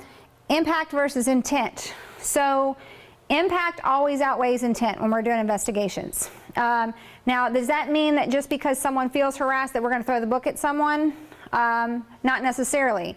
But if we're looking at a situation where there's minimal impact and there doesn't appear to be any intent, it could still be a substantiated harassment complaint, but it may be that a coaching and counseling or oral warning or something like that is issued. Okay? Same-sex and third party. So third party we talked about earlier. Same-sex could also just be same protected class. So it doesn't matter if you are of the same protected class. If you are saying or doing something that is harassment towards someone else and they feel that it's harassment and it meets that definition, it is still going to be harassment. So example I use is, if we're talking same sex, it could be 2 heterosexual females that are having a conversation that is highly sexualized and around someone else who doesn't want to be part of that conversation. It can still be harassment. They can report that because that conversation they shouldn't be subjected to at work. Where I see it more so is actually tends to be racial slurs or comments against someone's gender, even if they are of that same protected class. If they don't want to be called those things or they don't want those comments said to them, it can still be harassment. Doesn't matter if they're in that same protected class. Okay? And then again, this for that regarding employment opportunities is going to be harassment. So again, you do this for me and I'll do that for you. Some verbal examples, go through a couple of these. Any kind of comments about sexual likes, behaviors of a sexual nature, comments that are stereotypical, derogatory of, again, sexual nature, protected class, humor, language, storytellings, innuendos against either one of those groups, repeated requests for dates or sex, referring to an adult as girl, babe, hunk, honey, or stud. I don't know the last time I heard someone say stud or hunk or any of those kind of things. But basically calling someone something other than their name. You know, if you know their name, use their name. If you don't, ma'am or sir, usually going to be okay. But don't do sweetheart, honey, any of those kind of things. Making cat calls, whistling, howling, or kissing sounds. I did have someone in training ask what a cat call was, and the person next to them then meowed and hissed at them. Okay. Yes, so that could be, do not make animal sounds or noises to your coworkers, okay? But just anything like that, potentially. Asking about religious beliefs. Religious beliefs, sexual fantasies, or sexual preferences. Religious beliefs kind of goes with the pervasive or severe, but really more kind of pervasive. If asking someone, you know, what church do you go to? In and of itself is not necessarily going to be an issue, but you can usually tell if that person wants to have that conversation. If I say, hey, what church do you go to? And they say, oh, I go to such and such, and then the conversation ensues, it's usually not an issue. But if someone shuts that down, so I don't go to church, or I don't want to talk about it, anything like that, immediately stop that conversation. Certainly don't tell people they're going to hell if they don't go to church with you, okay? It's better, and I'll say this too, even if a conversation ensues between the two, if it starts to become why my church is better than yours, why my religion is better than yours, stop that conversation as well, okay? So you want to make sure if it's just everyone's happy, peachy keen and fine with the conversation, then that's fine. But if it goes a different direction, do not pursue that conversation. Telling lies, spreading rumors about someone's personal sex life. Again, these are all examples, not inclusive of verbal behaviors, because every time we think we have heard it all, we hear something else. So nonverbals could be, making facial expressions where you're blowing, kisses, licking lips, any of that kind of stuff. Had someone say elevator eyes, so the I'm going to look you up and down kind of thing. Staring, leering, oogling. Email forwards that are degrading or, again, against protected class or sexual nature. Hand or body gestures, invading someone's personal space where you're blocking them, following them. That gets into kind of some stalker stuff, so we have to be real careful about those sort of situations. Repeated love letters or poems. Displaying any kind of sexually suggestive or derogatory visuals, calendars, pictures, mugs. None of that stuff should be in the workplace, okay? Keep all of those things at home. Do not bring them here. If you see an employee who is bringing those, then you want to make sure you address that immediately. And then giving personal gifts. Personal gifts also can fall in that pervasive or severe category. So if I give, Ms. Phyllis, if I give you a card saying, and all it says is congratulations on your promotion, is that going to be a problem? No, generally that's going to be fine. But if I give her a card today, flowers the next day, candy the next day, something else the next day, now we're getting into, she might be like, oh, keep it coming. But that's where it gets into that pervasive side of things. Also, the first time giving something, if I gave her a card that had sexual innuendos or things like that in there, then that very first time, that can fall into that category. Okay? So I usually say when it comes to personal gifts, if you wouldn't give it to your mother, you probably should not give it to your coworker. If you would give it to your mother, we have a whole other set of concerns. All right, and then lastly, any kind of, when we're talking about behaviors that are, physical type behaviors, any kind of unwanted touching. Doesn't matter what it is, hair, body, arm, clothes, kissing, hugging, anything whatsoever can fall potentially in this category if it is unwanted touching. We give an example, and this kind of goes to the impact versus intent as well. How many people have greeted somebody that they maybe hadn't seen in a while, or friend or family member, with a hug? Pretty much everybody at some point has been, hey, how's it going? Give somebody a hug.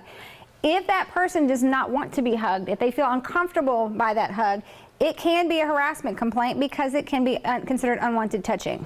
Okay? Now, if that person were to tell you, hey, I don't want to be hugged, and you didn't intend to harass them, you're probably not going to do it again, right?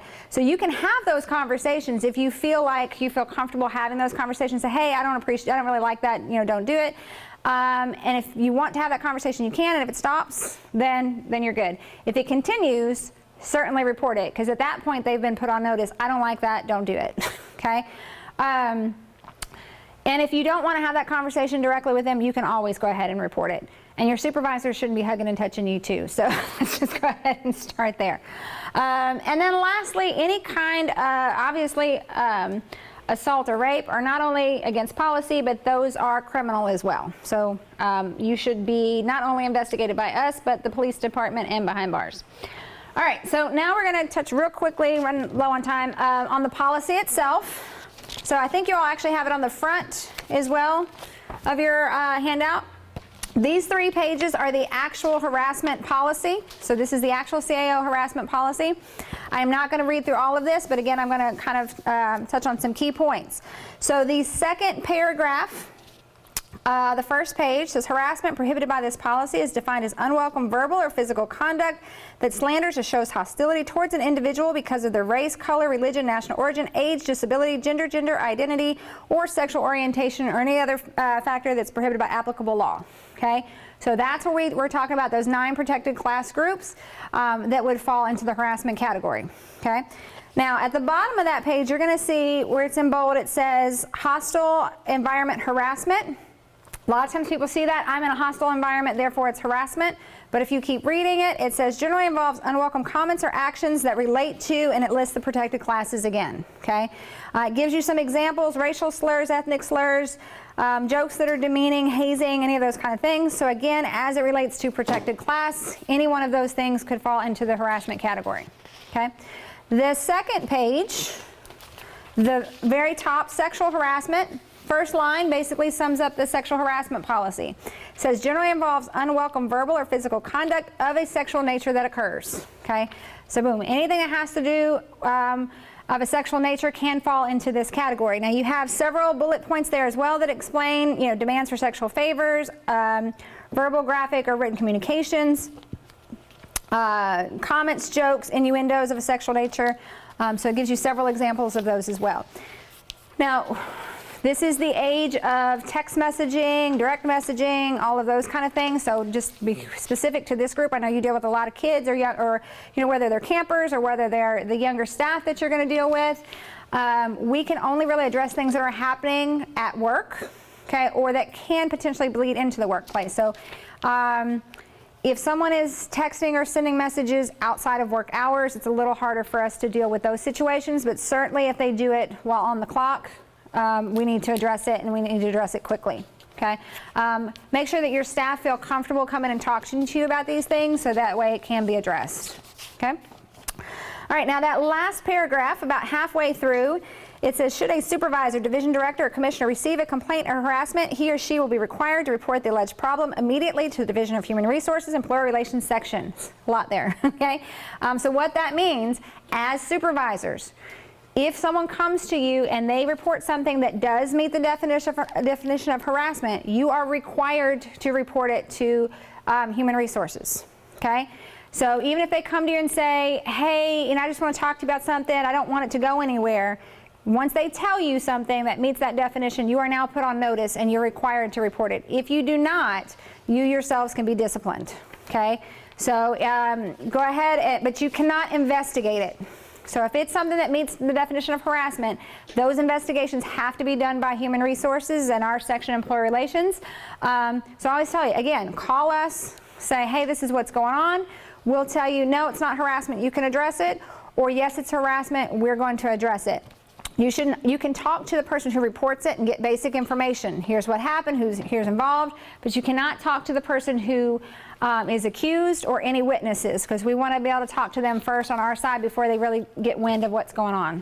Okay? We don't want people to have time to get their story straight if we can help it.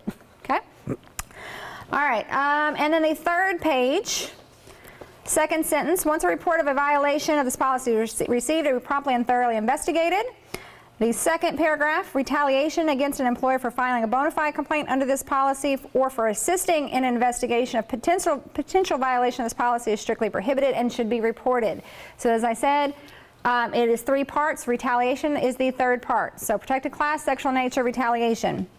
And then the third paragraph, any supervisor or employee who has been found after appropriate action to have harassed another employee or to be in violation of any portion of this policy will be subject to appropriate disciplinary action up to and including charges filed for dismissal.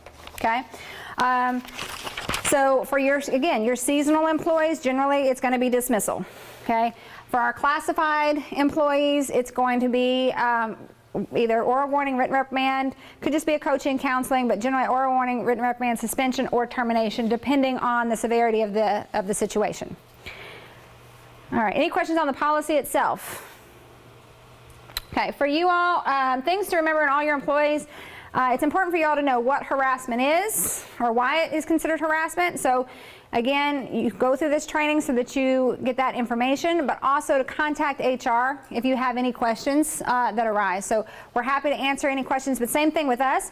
If you contact us and say, here's what's going on, and it meets that definition of harassment, then we have to investigate it whether you like it or not. Because I've had people call me, hey, this is what's going on, but I don't want anything to happen. Unfortunately, once we're put on notice, we have to investigate it. All right, do's and don'ts. Do call HR to get advice. Don't just keep it in the department. Do document, document, document. Okay? The better your documentation is, the easier it is going to be to help us to do that investigation. Don't just avoid, I don't want to do it to avoid paperwork.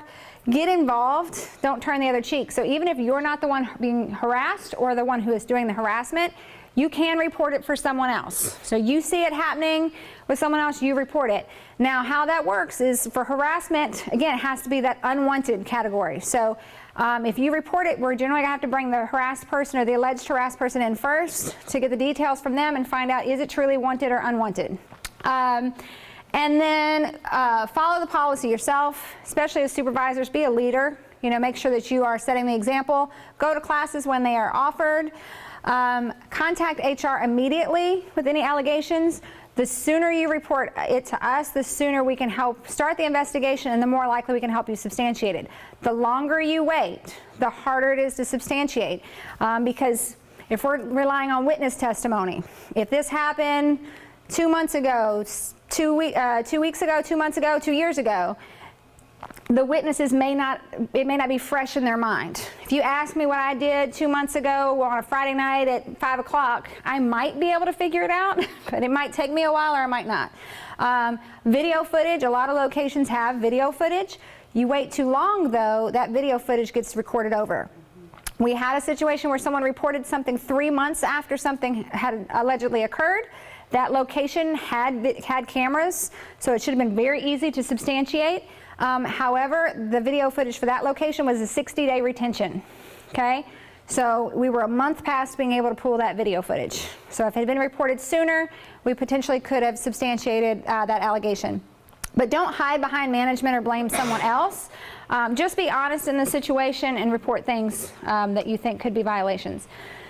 If you feel comfortable enough to talk to someone about something that you believe could be harassment, especially like the hug situation, we'll use that as an example. You feel like it makes you feel uncomfortable, you feel like it could be harassment, but you want to have that conversation with them because maybe you think they don't realize it or they don't understand it. You can describe the behavior, the impact that it has, and then maybe suggest something else. So it could be, when you hug me, make me feel uncomfortable. In this day and age with COVID, just wave at me instead. Okay? We don't need, you used to say shake hands, but nowadays just don't touch. Just be like, just give them maybe an alternative to that. And in most cases, either they're going to stop because they didn't do it on purpose, or they're going to stop because now they're on notice. And if they don't stop, certainly go ahead and report that. All right, ways to stay on the right side of the line and make sure that you are not in my office for a harassment investigation is first and foremost, treat each other with dignity and respect, okay? Secondly, know the boundaries to unprofessional, prohibited, and illegal behavior. Kind of think of it as a stair step of things. Generally, if you keep things professional across the board, you're not going to then stair step into something that could be prohibited or then illegal. So know the difference, but just stay professional. You should be okay. Recognize any situations that could escalate and become more serious situations. So maybe the first time, again, it wasn't harassment or it wasn't that kind of situation, but if you address it and have those conversations early on, you can diffuse any escalation or something becoming harassment later. Respond appropriately to diffuse situations that may arise if something does occur. Know the policy, abide by the policy. And then lastly, remember that federal laws prohibit discrimination based on race, color, sex, with or without sexual conduct, religion, national origin, age, disability, or retaliation, or for complaining about discrimination or participating in harassment complaints. Okay? So just understand across the board, retaliation of any kind should not occur. So we're going to talk a little bit about staying safe at camp. But to start with, I want to ask you all, why would we want to get kids outside? What are the benefits of being outside for us as adults, for kids, for whomever? What? Fresh air. Exercise. Lots of space, right? It gets a little chaotic inside with a whole bunch of kids. What else? Any other reasons we would get kids outside? Because it's what we do. It's Parks and Recreation. Yes. Well, right. There you go. Number one. So this is like one of my most favorite topics to discuss, and there's tons of research on the impacts of being outdoors for all of us, not just young people, but old people like myself. There's lots of different reasons why. Physical health, kids at school in formal education settings may get a 20-minute recess these days. That's not enough for anybody. Stress reduction, there are studies after studies after studies that show the benefits, obviously the physical benefits, but the psychological and emotional benefits to spending more time outside. It improves our attentiveness, believe it or not. If you get your kids outside and then you bring them inside, guess what? They're going to be more attentive. They're going to be a little bit calmer than if you just kept them inside all day long. It is an active form of learning, and Miss Jill just kind of referred to that. They've got a garden at William Wells Brown. That is a get your hands dirty, living and learning sort of project where people are able to learn lots of different things, math, science, agriculture, whatever that may be, but they're able to do that in the outdoors. Emotional expression, stronger senses, and I think I kind of hit on this earlier, courage, having more courage. A lot of kids are afraid of the outdoors. A lot of kids are afraid of bugs. A lot of kids are afraid of getting their shoes dirty. We talked about that last week. And so getting outside kind of gives young and old more courage to do things that they haven't tried before. So those are the benefits to getting kids outside. However, we all know with benefits, tension and trade-off, there's always going to be a drawback to everything, right? So when we get kids outside, there are also going to be risks to any sort of outdoor play. The benefits certainly outweigh the risks, but there are still going to be risks that we all need to be prepared for. What are some of those risks? Bee stings. Bee stings. Scraped knees. Scraped knees, injuries, heat, poison ivy, snakes. Snakes are, they're nothing. Just don't go near them and you're fine. Say again? Powassan virus this season? I can't hear you. I said this season the Powassan virus is moving its way from the north down. Tick-borne illness creating encephalitis. Right, so tick-borne, and we're going to talk about tick-borne illness here in just a few minutes. So it's important for all of us. It should never prevent us from getting kids outside, but we certainly should be prepared before we go outside, while we're outside, and when we come back in, we need to take certain precautions to be sure that everybody, including ourselves, are safe. Heat-related illness, severe storms, tornadoes, lightning storms, stinging insects, allergies, poisonous plants, and much more. So the first thing we're going to talk about are insects and bugs. As we all know, and we're all seeing, I don't know if y'all have been outside in the last week, but everything is buzzing. I've been sitting out on my back porch. I have a lilac bush. It's beautiful. It's fragrant. And there are just bees everywhere. And I'm loving it, but with that comes the increase of getting stung by a bee. Hotter outside, the more active insects are going to be. Most of the time, they're just a nuisance. My husband and I were at Sav's the other night having dinner, and there was this family at the table next to us, and there was a bee on their table, and I mean, they made this huge, like everybody had to get up and on a Friday night try to go find a new table because of a bee that was just like sitting, wasn't doing anything. Usually, they're just a nuisance. They're not going to do anything. However, if you have allergies, which in that case, maybe that family had some allergy, then can cause health problems. So there are the biters and the stingers. We've got bees, wasps, hornets, yellow jackets, fire ants, and ticks. 2 million people in the United States are allergic to stinging insects. An allergic reaction, a lot of times we think it's going to be instantaneous, not always. It can happen immediately within minutes. It can even happen up to hours. So if Miss Jill gets stung right now, she may have an allergic reaction tonight at midnight. So it's not like Miss Jill got stung, she's fine kind of thing. You definitely have to make sure that you're making the proper reports, because up to 48 hours, somebody could have a reaction to that sting. People who have experienced a systemic allergic reaction to an insect sting have a 60% chance of the same type or worse reaction to the next sting. So if you've had it before, or you have a kid in your camp that has had a reaction before, it is quite probable that they will have at least as bad, but probably worse of a reaction the next time it happens. How do we prevent them from happening at all? Insects, they really like flowers for a reason, and they're attracted to, through evolution, they're attracted to things that smell good because they have to fulfill their role as pollinators. So the flowers smell good, so the bees will be attracted and they can pollinate, right? Same thing with our perfumes, same thing with anything that we have on that smells really good. Cologne, hairspray, really like floral scented deodorant, especially if you're out in the heat. Anything like that is going to attract stinging insects.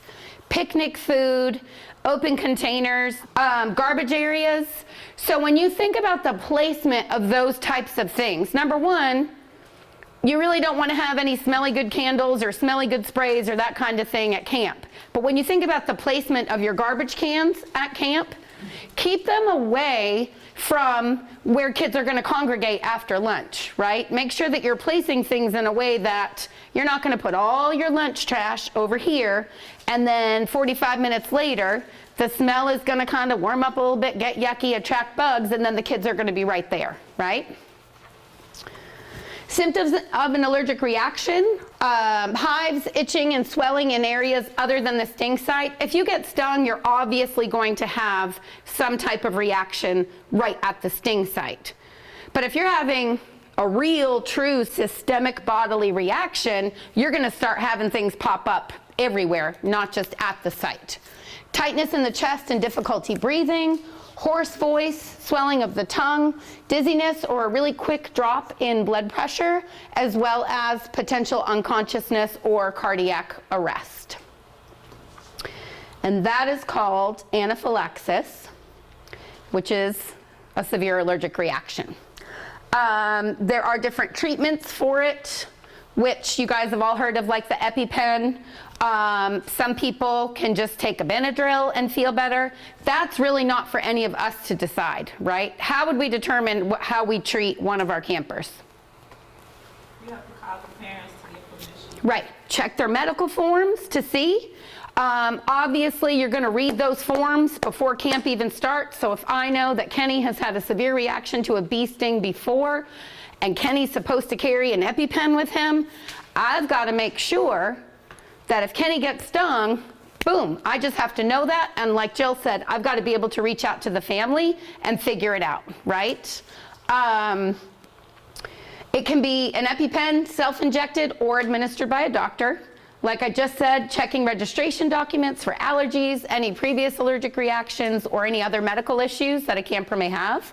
And this is, I'm saying camper, but it's also for your staff or for you, right? So, if you have staff that's allergic or has had a reaction before, make sure you know that about them as well. It is very important to call for medical assistance and the parents/caregivers immediately. So if you've administered that EpiPen, you're not just going to leave it at that and say, all right, well, when your parents come in 6 hours, we'll let them know. No, you got to make phone calls right then and there. Basic first aid for stings. So this is just anybody, not somebody that tends to have a more severe reaction. A lot of times, what do we do when somebody gets stung? What do we pull out? What's our first go-to tool? Baking soda, would you say? Would you say? Tweezers. Never use tweezers. Because, like with a bee sting, the little stinger gets stuck and then there's like the little bee butt that's stuck with it. If you squeeze that little bee butt, what are you doing? You're spreading more, potentially, into the system. And so to remove the stinger, the best way to do it is to scrape. I saw online, not on here, but like using a credit card to scrape it. Now, I'm not going to recommend that you use your credit card on a camper's open wound, right? Because, who knows who's touched your credit card. But it's more important to scrape it than it is to pinch it or try to get it with tweezers. Because if you're just squeezing that venom right into the system rather than kind of pushing it out. Wasps, hornets, and yellow jackets will sting repeatedly. They won't leave a stinger behind. A bee, once it stings you, that's it, it's dead. But the rest of them, they won't leave a stinger behind. If someone gets stung and breathing difficulties develop, or if somebody is starting to have an adverse reaction, first thing you're going to do, call 911, right? Most of your camps are relatively central in the city. I think of Kenny really is like the first responder of all first responders in my mind. He knows exactly what to do in an emergency. But out at Highsville Farm Park, for example, it's going to take first responders way longer to get there than if we needed somebody to get to Castlewood, for example, just based on location in the city, right? Call 911. If it seems like any of these sort of more severe symptoms are starting to occur. If it's just a bee sting and it's just, right on the site, treat it. I'm going to tell you how to wash the bite and sting area well with soap and water and just an ice pack. Certainly, I would write it up in a report to the parents, give it to them at the end of the day, because if a child does end up having an allergic reaction later on, remember it can take up to 24 hours, you certainly want the parents to know, your child was stung, by a bee or a hornet or whatever. They need to know that just in case a reaction does occur later on. Ticks are the worst. That's all I'm going to say. Ticks are the worst. They carry a wide variety of diseases. You all can see up there, it's very small, but I would certainly look up images, if it doesn't gross you out too bad, of different kinds of ticks. Different types of ticks carry different types of diseases. Some of the more common diseases here are Lyme disease, Rocky Mountain spotted fever, and a disease called ehrlichiosis. Anybody ever heard of ehrlichiosis? Yeah, it's a bad one. My mom almost died from it in 2017. I thought I would do a fun thing with my family, take them out to the center I was managing in Henry County. We went to the forest. Told everybody to do a tick check. 2 days later, she found a tick. 4 days later, she was in the ER with IV antibiotics. She had a fever of 105 at the age of 72, and she lost 20 pounds in 6 weeks because she couldn't move. She couldn't get off the couch. She almost died from it. And it was just this little itty-bitty, teeny-weeny tick that if we don't know and we're not telling our folks, do a tick check, they're not going to know either. A lot of parents don't know anything about ticks. They just, it's a little bug, I'm going to take it off. But if it's been there for 24 to 36 hours, at that point, disease transmission has started if that tick is infected with anything. And ticks, frankly, because our winters have been milder over the last 5 to 10 years, it used to be every winter tick populations would get killed off by the really extreme long cold. We don't really have that anymore, and so new generation of tick after new generation of tick. They're just surviving year after year after year after year. We're not killing off entire populations. And so because of that, we're seeing them out. I mean, I saw one at the end of March, which usually they're like a June, July, August, September sort of thing. So we're seeing more, and we're seeing them earlier and later in the season. Watch out for ticks. The best way for you all, if you're going outside, light colored clothes, a hat, long sleeve shirts, light colored clothing so that you can see them on you if you do have them. Tuck your pants into your socks. You can tell a true nature nerd if they have their socks over their pants. I always laugh at it, but you know that they know what they're doing. An insect spray with DEET is the only thing that's going to work. Your regular sort of off bug spray, if it doesn't have DEET in it, it's not going to keep the ticks away from you. And there is also a spray that you can use called permethrin. I would not recommend putting that on any children or putting it on your body because it really is meant for clothing only. You can get it at Walmart, you spray your clothes down, you let them dry, and it actually lasts up to 4 to 5 washes before you have to retreat your clothing. It's that strong. Do not put permethrin on your skin. If you're outside, walk in the center of the trails. Don't be going off trail. Don't be going into like the tall grasses and stuff because that's where ticks like to be. And when you get home, this is the most important thing because ticks happen. The most important thing you can do is check your entire body for ticks and remove any, and ticks you can remove with tweezers, but you've got to be sure that you get the head out as well because they bury their little heads in, and if you just get the body and the head stays in, I'm sorry, I'm scaring you away from camp. I'm sorry. This is meant to make you feel prepared, not petrified, I promise. You're walking away with information, that's all. But you want to make sure you get the entire tick. If you leave the head in, it's going to stay alive and it can still transmit disease. Ticks like cracks and crevices, if you know what I mean. So like my mom found hers on like the hairline of her groin 3 days later. They love to go behind the knees, cracks here and there, behind your ears, in your ears. You're not I mean, I sometimes will go camping and I'll find them like on my arms and stuff, but they like to get right in the places where they're not going to be seen and found. Do a tick check every time. We went to Raven Run on Saturday. When I got home, my daughter's 10 years old. I made her strip down and I checked her head to toe, every little nook and cranny, because I mean, you know, it's hard to see yourself. So have somebody look, backs of your legs, knees, that kind of thing. Make sure you check well. Poisonous plants. I got to deliver the bad news today. Now I understand why you guys made me do this. This is not fair. Poisonous plants, learn what they look like, pay attention where you are. I gave 4 examples. Some of them are the more common. Poison ivy, poison oak, and poison sumac. Poison oak, poison ivy is definitely the most, I would say, prolific in our area, but we do have poison oak. You know, there's the saying, leaves of 3, let it be. If you see something that looks like that with 3 leaves, just leave it alone. Don't go near it. Don't let the kids near it. And I would highly suggest, as you're doing your camps, do an inspection, right? I know a lot of times we're doing like building inspections and that kind of thing. Go out and look in your green spaces and make sure if you have it, it doesn't necessarily mean it's your job to go and take care of it and treat it. However, you need to know so that you're not rubbing up in it all day long and that the kids that you're working with aren't. The bottom one is the current burr in my side. It's called poison hemlock.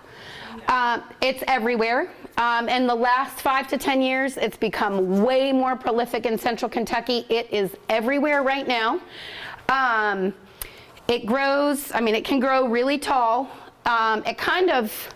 Actually, Jess Pearsall told me a story last year. She was in her garden and she had planted some really different, interesting purple carrots. And so she went into her garden and she's pulling up her purple carrots that she was going to cook. It was poison hemlock, and had Jess cooked those for her husband and for herself, they both would have died. Poison hemlock is deadly if you ingest it. If you touch it, you will have a severe burn, blister reaction. And I think it's a beautiful plant, so if like the 10-year-old me were out hanging out at Heisel Farm Park, for example, it's everywhere.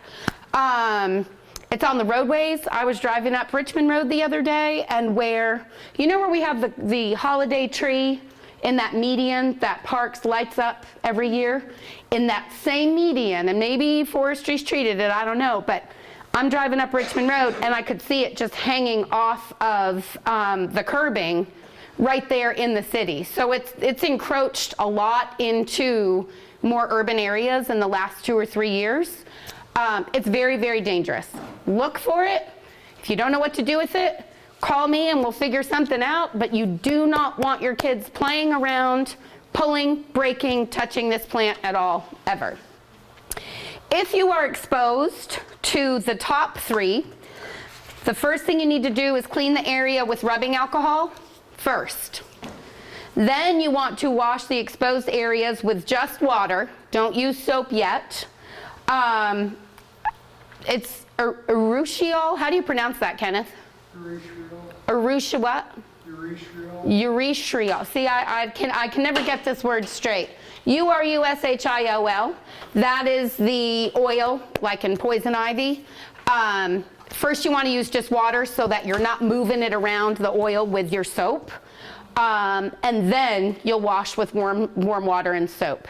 Once you've done that, anything that you've had on you, before you throw it in the wash, like your shoes, your boots, rub those down with rubbing alcohol too.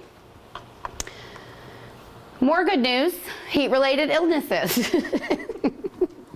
When I was putting this PowerPoint together, I kept Googling Armageddon, pictures of Armageddon, just so I could entertain myself while I gave you all this amazing news about all the dangers of summer camp. Heat-related illness occurs when a person's body cannot properly cool itself. We usually cool ourselves via sweating, but in extreme heat, sweating is not enough and our body temperatures increase too fast. Factors to heat-related illnesses: high humidity, age, obesity, any kind of fever, dehydration, sunburn, or any prescription drugs that a person is on. So that is all going to take up your risk level for having a heat-related illness of any kind. And I hate to tell you, the bad news is, number 1, climate change is real. Number 2, it's happening. And number 3, we're just going to have hotter summers from this point forward. Right now, the projection for 90-degree or above heat days in Kentucky in the summers, we're looking at up to 40 days of summer that are above 90 degrees. And that's not going to get any better anytime in the near future. So this is something that in theory, everybody should be prepared for, because we have such high humidity in Kentucky and because we are going to experience longer periods of extreme heat. So if you have a camper out Monday, Tuesday, Wednesday, and it's 90 degrees, 90 degrees, 90 degrees, by Thursday, that person's already coming to you dehydrated, right? So you really have to look at this, and you really have to look at the weather, humidity levels, and really think about your balance of getting kids outside. Are they drinking enough water? Is it even safe for me to take them out for a 3rd day in a row, right? Warning signs of heat-related illness. Problems develop when the air temperature exceeds body temperature. The body cannot cool itself at that point very easily. When the air is humid, and we have exceptionally humid summers here, your sweat does not evaporate quickly when the humidity is high. A person who works or exercises hard while wrapped in heavier tight clothing or protective gear. Now, this would be more, I think, on the land management, possibly maintenance side of things, that people are kind of going out in heavier gear. So, think about what you're wearing to camp. Think about the weather. You get up and it's going to be like today. You know, the way we're all dressed is just fine. It's cool, it's beautiful and whatnot. But if it's 95 degrees and the humidity is at 79%, you really got to be careful. Moving on. I'm not going to read these charts to you all because I have a little kind of a briefer explanation, but I wanted this to be in your handouts just for y'all to have at camp. It is the type of heat-related disorder. We've got heat cramps, sunburn, heat rash, heat stroke, and heat exhaustion. The definition, which frankly, at the time that something happens to somebody, the definition doesn't matter. You've got to know how to recognize it. You've got to know what to do with it, which is why I'm not going to go into this in too much detail. This is sort of the trajectory of, is it mild or severe in regards to a medical condition? So what should I do and how should I react if my camper has heat rash versus if my camper is showing signs of heat exhaustion or heat stroke, right?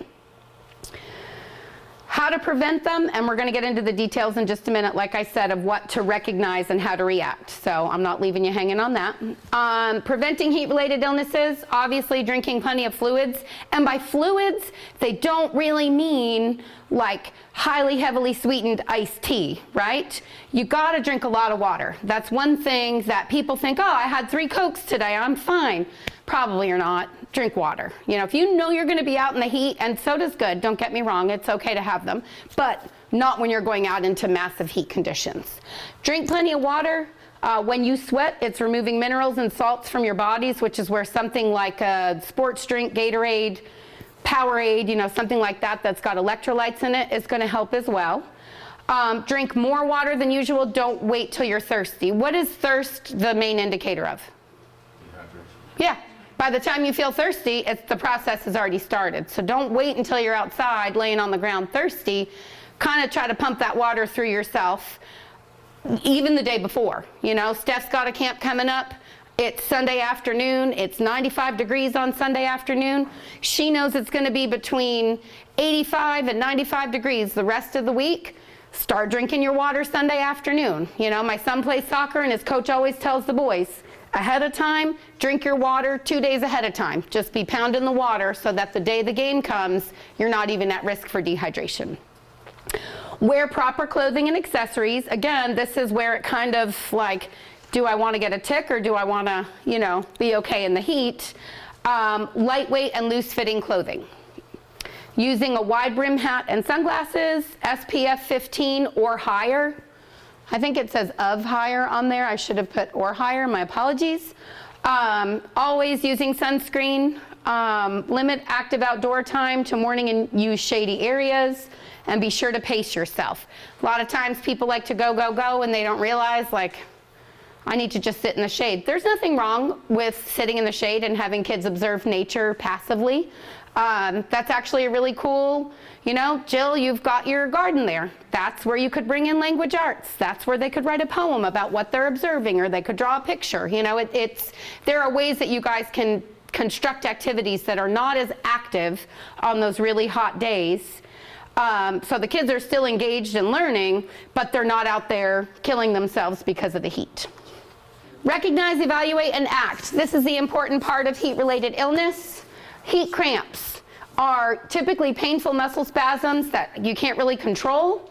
What you want to do in that case is have the camper sit, drink water, sports drink, stretch out, ice the muscles. They should be okay. And all of the symptoms, again, are in those blue tables that I added. Well, they're blue up here. They're not blue in there.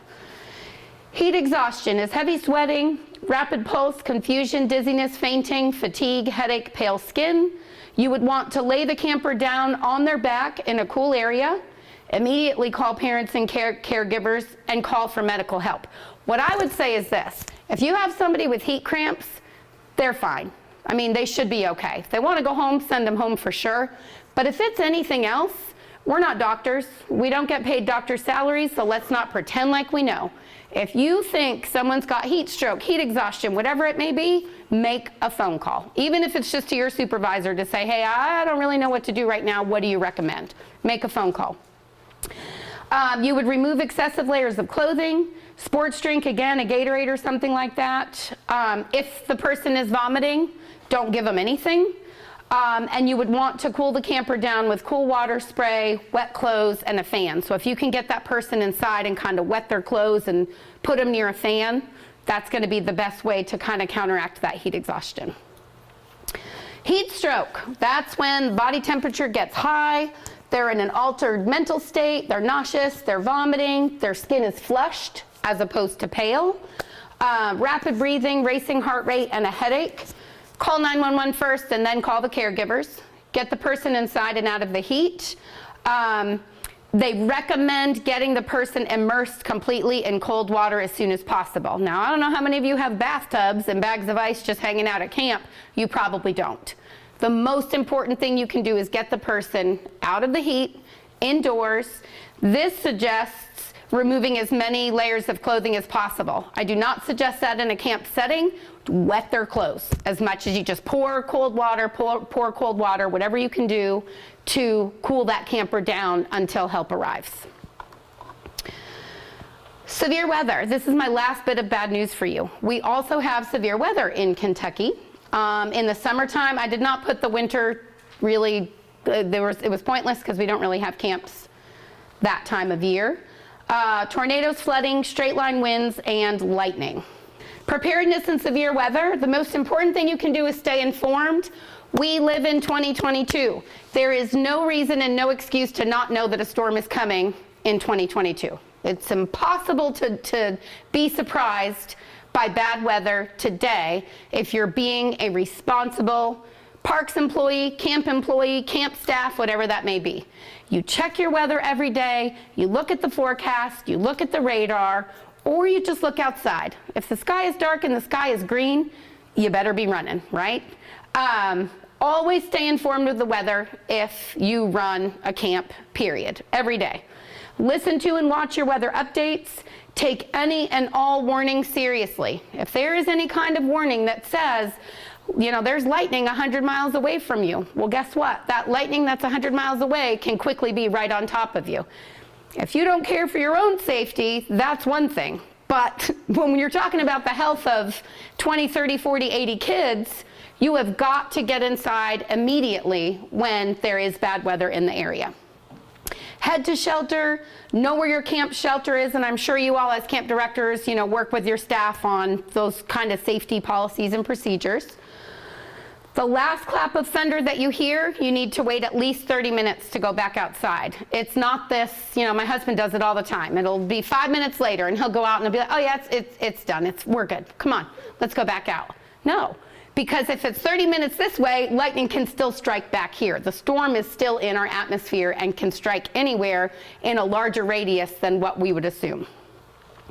Never go near or drive through floodwaters, which during camp you probably won't be driving anyway, but that's just a helpful safety tip. Keep all of your campers together, and after a storm goes through, be sure to check on everybody. If it is a tornadic event, of course, you've got to, if you're okay, whatever you need to do, call 911, whatever needs to happen, but check in on everyone. Maybe you have, this counselor is assigned to this group of kids, they're responsible for their group of kids. However you all break up your groups during regular camp, make sure you're checking in and staying calm and alert. We'll go ahead and cover van safety real quick.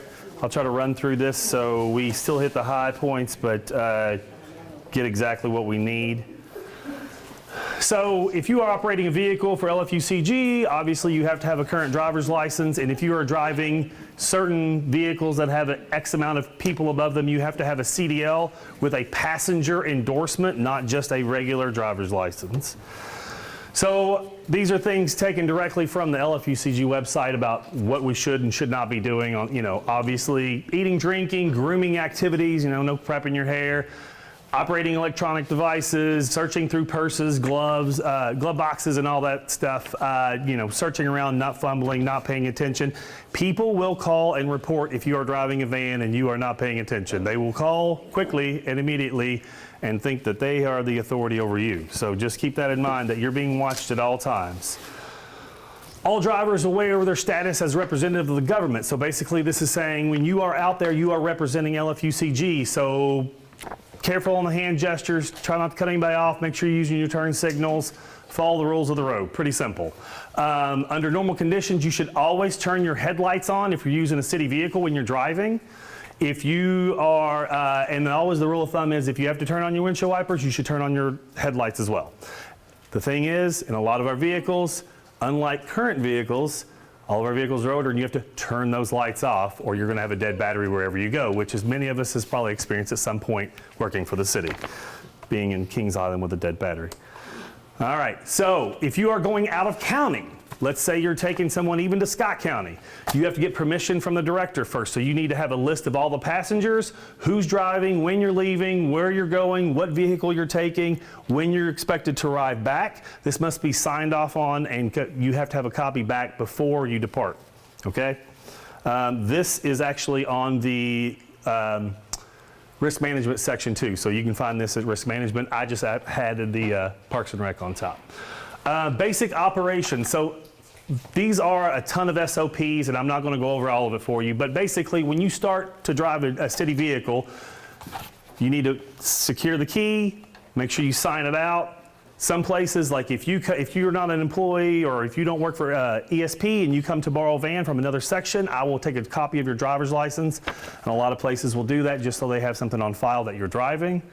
There is a binder in most of the vans, and they have a daily inspection report, which we'll see in just a minute. But basically, you're going to walk the perimeter of the vehicle, make sure there's no dents, dings, lights are out, flat tires, everything looks to be ready to rock. And at the end of the day, please make sure you lock the vans. The vehicle inspection log, like I said, inside you'll have all kinds of information for the log, but the books will contain everything you need. What do you do if you get into an accident? What happens if your car breaks down? Who do you call? What times do you call? You can't call certain people at certain times. Fleet closes at a certain time, and if it's 6 o'clock at night, what are you going to do?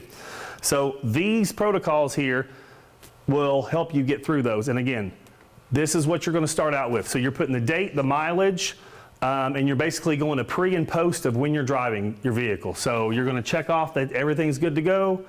That way, if there's an issue with the vehicle, especially mechanical, Fleet can go back and look at these and say, oh, it happened between here and here, and this is when it is. So this is important, and actually Fleet has requested these from me before.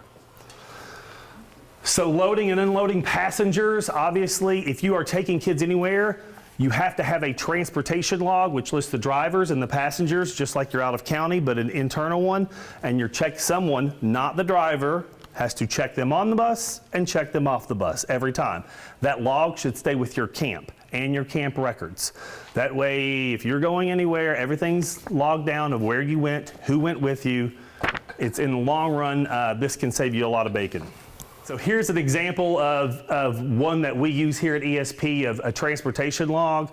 So it's got Monday through Friday, and each day the person that's doing it can initial when they're doing it, what kids get on the bus, what time, where you went, and we have tons of copies of these, and I can get you an emailed copy of this as well. And always checking the back seats, going through, making sure all the seat belts are unclicked. You know, obviously the kids should be wearing the seat belts, but all the seat belts are unclicked. Everybody's out of the van, and all their belongings, including food, out of the van. All right. In case of a breakdown, fleet management is open from 7 to 5. But if you have a flat tire or any of that, you can always call Bluegrass Towing. Their number is there, and also it should be in a book in your vehicle. If you have any kind of other issues, you obviously should notify your supervisor as well, because they may have to get a replacement vehicle for you the next day, and securing those is not always easy. If you are in an accident, you need to obviously immediately call the police, 911. You're going to talk to your supervisor, let them know, and then you'll probably be filling out a handy dandy SP302. When you are filling this information out, you're going to need details yourself. Please do not stand back and just let the officer take care of all the information. You should be actively getting their information. What kind of car? What's the license plate number? Because some people see that city vehicle and they're like, oh yeah, I just hit the jackpot, right? So you have to be very careful of what you're doing and what you say. You never admit fault. You speak to the officer privately, but definitely get the other person's information, okay? All this information here is, again, all in your books. And once you get these taken care of, you'll turn them into your supervisor, and they'll go from there with your accident report. This is what the investigation looks like. So it's going to ask you very detailed stuff: date, time, who did it, what's your driver's license number, who are the witnesses, what vehicle it was, describing how it happened. Remember, you don't use people's names when you're doing this. You use this person or the person that was hit, or you would be Unit 1 and they will be Unit 2, and that's why a lot of police officers do it. They just label them Unit 1, Unit 2, Unit 3, and that's how you go about it. These are also on LexLink and they're fillable PDFs, so you can just pull it up, type it in, and ready to go, but there should be copies in your book as well. How to fuel your vehicle. We go through Speedway Super America. Every vehicle should have your own gas card. You have to have a PIN number to get gas. If you do not, you can call over to Fleet Services, and I think it's Dominic Rawlings who's still doing that. So they can get you a PIN number. It's a pretty simple process. One thing you cannot do is use your Speedy Rewards card. You will get busted getting points off City. You can't make a profit off of City vehicles gas. All right, so that's happened before too. You should do this way before you go anywhere. You should secure it early because sometimes it takes a few days to get that PIN number back. And always before you leave, before you're checking the gas tank, make sure that card is in there with you. And always make sure it's not the expired one. Sometimes we're supposed to take them out and exchange them. Sometimes I've seen that not happen before. Make sure they are to date. Most of them should be. I don't see how they wouldn't be because you have to take one to get one. So when you get the new one, you have to turn the old ones in.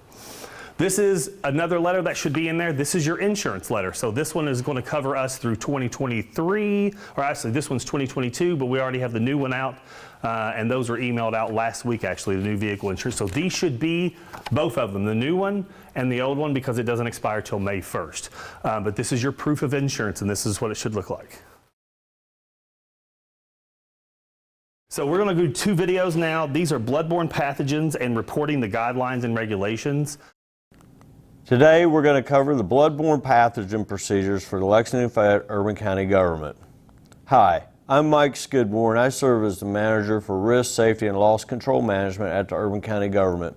My telephone number and email contact information is available on the screen, and I encourage any employee to reach out to me at any time if you have questions on safety or loss control or unpaid work for the employees of the Urban County government.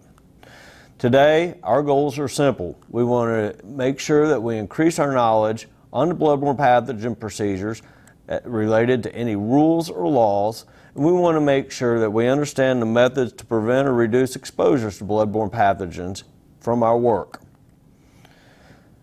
OSHA Regulation 29 CFR 1910-1030 is the bloodborne pathogen standards by OSHA. It requires that we have a training program, that we cover the engineering controls, the workplace practices, the personal protective equipment and clothing that we will use on the job to prevent exposures. There's also detailed information in the regulations on medical surveillance, hepatitis B vaccinations, signs and labels, as well as other standards and regulatory language that may be unique to the workplace depending on your job responsibilities. The body's natural defenses provide a very good natural barrier, assuming that you are in good health and that your skin is intact. The skin, mucous membranes, airways, gastrointestinal tract, and genitourinary systems, if you're healthy, are very good barriers from bloodborne pathogens. The immune system is built up with the primary tool being the white blood cell. It detects any type of foreign body in the blood, it surrounds it and releases antibodies in an attempt to remove it from the body.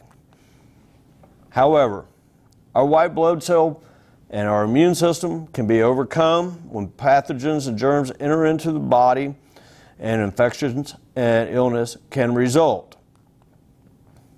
What we need to understand, in order for a disease to be transmitted from another person to you through blood or bodily fluid, number one, there has to be a pathogen present in the blood. You must be susceptible. There has to be enough pathogen in the blood, and there has to be an entry site. None of us can look at blood or bodily fluid and tell if a pathogen is present in the blood. So we treat all blood or bodily fluid as if it's potentially infectious. There are primary ways that a pathogen can be transmitted. We have direct contact from another person to you, typically from administering first aid or helping with cleanup of blood or bodily fluid. Indirect contact is when there's blood or bodily fluid that is on a doorknob, maybe on a desk or a table, a tool, and you didn't realize it, and you grab that knob or that tool and you transmit that blood from that surface to you.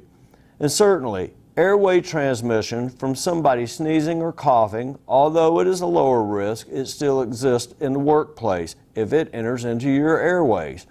And vector-borne, transmission of a disease from typically mosquitoes.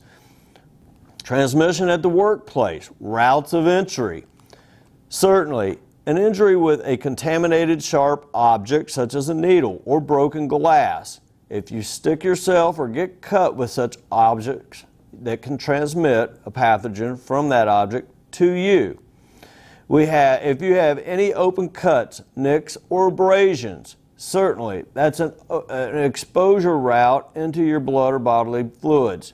We encourage all employees to cover any healing wound with a bandage before reporting to work. If you have a healing wound that is significantly scabbed and you're uncertain whether it should be covered or not, please cover it up. We also recommend while your wound is healing that you cover it with a waterproof bandage rather than one of the athletic bandages, because waterproof bandages are impermeable to other fluids. You can also have an exposure through your eyes, your mucous membranes of your nose, or your mouth. You can get contamination, as we mentioned earlier, from touching through indirect contact, other objects. Diseases of primary concern include hepatitis A, B, and C, HIV, herpes, as well as a variety of other pathogens that can be present in blood or bodily fluids. The symptoms. Symptoms for herpes include headache, sore throat, swelling of the lymph glands, and a general ill feeling. Symptoms for hepatitis A, hepatitis B, and hepatitis C, although are unique from one another, they do have some common similarities. Yellowing or jaundice of the skin and your eyes. Also, flu-like symptoms could also include fever, fatigue, nausea, depending on the stage of the hepatitis. And certainly HIV includes weight loss, cough, fever, profuse sweating, fatigue, swollen lymph glands, diarrhea, spotting, pneumonia, memory loss, depression, and other neurological disorders in its more advanced stages. Hepatitis B. Just like hepatitis A and C, the liver resides in the upper right-hand quadrant of the body, as you see in the diagram on the screen. Common to all hepatitis is the inflammation of the liver. It can cause pain in your abdomen. It can also cause nausea and vomiting, loss of appetite, jaundice, fatigue, and itching. These are abnormal symptoms. And if you experience those, you should pursue a consult with your licensed medical health care provider. Reducing your risk in the workplace includes engineering controls, work practices, personal protective equipment, housekeeping, and Hep B vaccination series, which is available to all employees of the Urban County government. As I mentioned earlier, at the Urban County government, we utilize universal precautions when we encounter blood or bodily fluids. All employees must treat blood or bodily fluids as if it's potentially infectious with a bloodborne pathogen. You must utilize the appropriate level of personal protective equipment that matches the situation at hand. Engineering controls, most common, are the physical and mechanical barrier systems to eliminate hazards at the source, such as using sharps containers, which are puncture resistant to needles and other sharp objects such as broken glass, self-sheathing needles, tongs, and other specially marked bags, such as biohazard bags that you see in the center of the diagram on the screen. Housekeeping. All employees of the Urban County government have a responsibility to tend to housekeeping routinely throughout the day. This includes wiping down common surfaces, shared equipment, and objects with disinfectant cleaners. We also want to make sure that any equipment or gear that we utilize is wiped down as soon as possible, especially if it's been contaminated with blood or bodily fluids. Work practices. We want to make sure that we take the necessary steps to avoid being punctured by needle or sharp objects in the workplace. We ask that if we need to collect such, that we use tongs or a dustpan and a broom. Do not handle with your hands, whether you have a glove on or not. Don't place your hand under trash bags when taking out garbage or under laundry bags where needles or broken glass could push through and cut you. We want to make sure that any materials that are contaminated with blood or bodily fluid are placed into the biohazard bag so that they are appropriately labeled. We want to make sure if any container is contaminated on the outside, such as a sharps container, a biohazard bag, or a first aid kit, that we clean those surfaces or place them in another container that is clean to the outside. We ask employees to be alert and constantly engaged in these practices throughout the summer and during your career at the Urban County government. Work practice controls. If you cannot wash your hands immediately, we ask that you use sanitizer with at least 60 to 70% alcohol concentration by volume. As soon as you are able to wash your hands with soap and water, we ask you to do that. And certainly if you've had an exposure to your eyes, nose, or mouth, we ask that you flush those areas thoroughly before going to the doctor. Personal protective equipment. For 90% of our encounters with blood or bodily fluids, gloves, medical gloves, will suffice. This is typical when providing medical first aid assistance to another employee or patron within our programs. However, there are times when more protective equipment is necessary, when we must wear gowns or overalls, face shields, or eye protection. We want to make sure that when we're done providing cleanup or assistance that encounters blood or bodily fluid, that we carefully remove any type of gear, whether it's gloves or the gowns, and that we dispose of those items appropriately in a biohazard bag.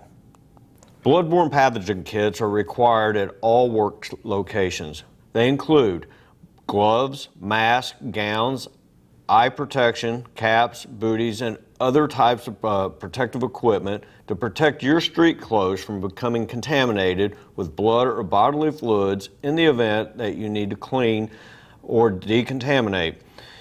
It also provides proper protection against splashes, sprays, splatters, or other droplets that could also enter into the facial area.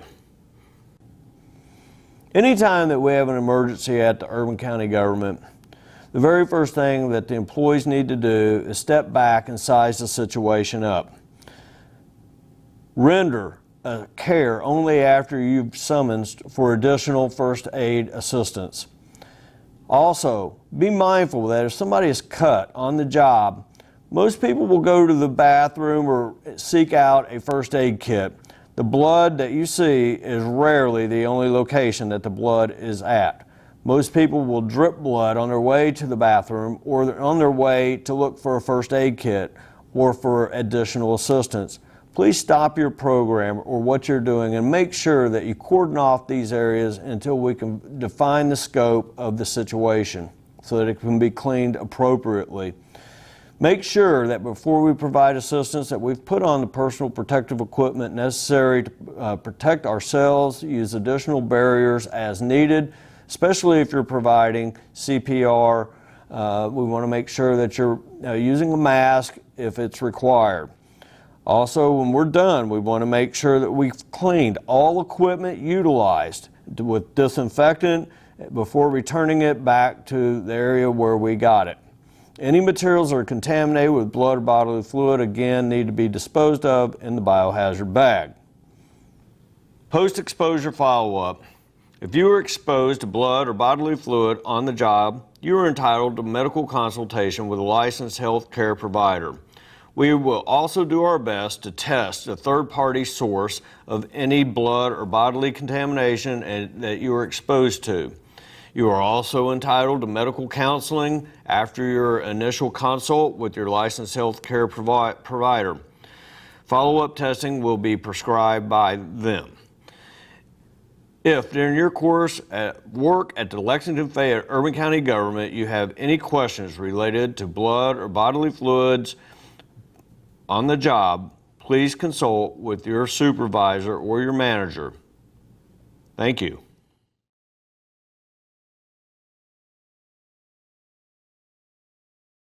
Reporting guidelines and requirements for the Urban County Government. Hi, I'm Mike Skidmore, and I serve as the Manager of Risk, Safety, and Loss Control Management at the Urban County Government. My telephone number and email contact information is available on the screen. I encourage employees to contact me anytime that you have a question related to safety and loss control. I'm paid to work for you. First thing that we want to cover today is reporting unsafe conditions. Certainly in the workplace, if we have any slip or trip hazard, we want to make sure that that has been reported. We also want to report any issues with our buildings and grounds. We want to make sure that any type of equipment or gear that is substandard has been reported to the supervisor as well. Environmental concerns such as poor lighting, any type of mold, anything out of the ordinary, please report that to the supervisor. And any other concern that may pose a liability for the Urban County Government or safety hazard to our patrons or our employees, we want to make sure that we get on top of that as soon as we can. We want to make sure that all of our employees are proactive and all of our employees are part of the solution. Responsibilities. We all have them. The employees, we're responsible to report all incidents and hazards as soon as reasonably possible. The supervisor has the responsibility of investigating all incidents and completing the necessary paperwork and reports as soon as possible as well. An incident. This is an occurrence that causes an interruption to an intended course of action resulting in one of the following: a reportable injury to a person, a chemical or illness exposure to a person, damage to vehicle, equipment, or property. A reportable injury. This is one that requires an injured person to stop his or her activity, to leave their work station for any period of time, and requires either immediate or possible future medical care or first aid. For the sake of definitions, medical care is typically advanced care provided by a licensed health care provider. First aid. We typically separate first aid from the first aid where we can self-treat from the first aid that we need assistance. If we need assistance to provide first aid to ourselves, we certainly want to know about it. Manifestation of symptoms. If we come to work and we're in good health, and somewhere during the course of our work we manifest a symptom to include recognition of severe pain, fever, skin rash, a limp, fainting or dizziness, any severe cuts or abrasion, or any other type of symptom that appears from a reasonable period of time after the work that requires first aid or medical treatment, that needs to be reported as soon as possible. To review, an investigation and report is necessary for first aid that cannot be administered by oneself or medical treatment is rendered. If we have a non-employee that appears to be injured due to our operations or our property, we certainly want to get the information and make sure that it's reported correctly. If there's damage to our vehicles, our equipment, or our property, any manifestation of a symptom that occurs within a reasonable period of time during the course of work or after needs to be reported. Any exposure to a harmful or toxic substance needs to be reported. And certainly any employee or any citizen that comes to us that wants to file a report is entitled to do so. Taking care of the injured. At the Urban County Government, there are times when we need to call 911. If you are calling 911 from an Urban County Government extension, you need to dial 9 to get an outside line and then 911. We also encourage people to make sure that we call 911 for conditions such as severe bleeding, difficulty breathing, chest pains, severe back injuries or head injuries, or any time that somebody is not quite right, we can call for an ambulance, and it does not cost us anything for a wellness check. We encourage all employees to call 911 if we are at all in doubt of a person's medical condition.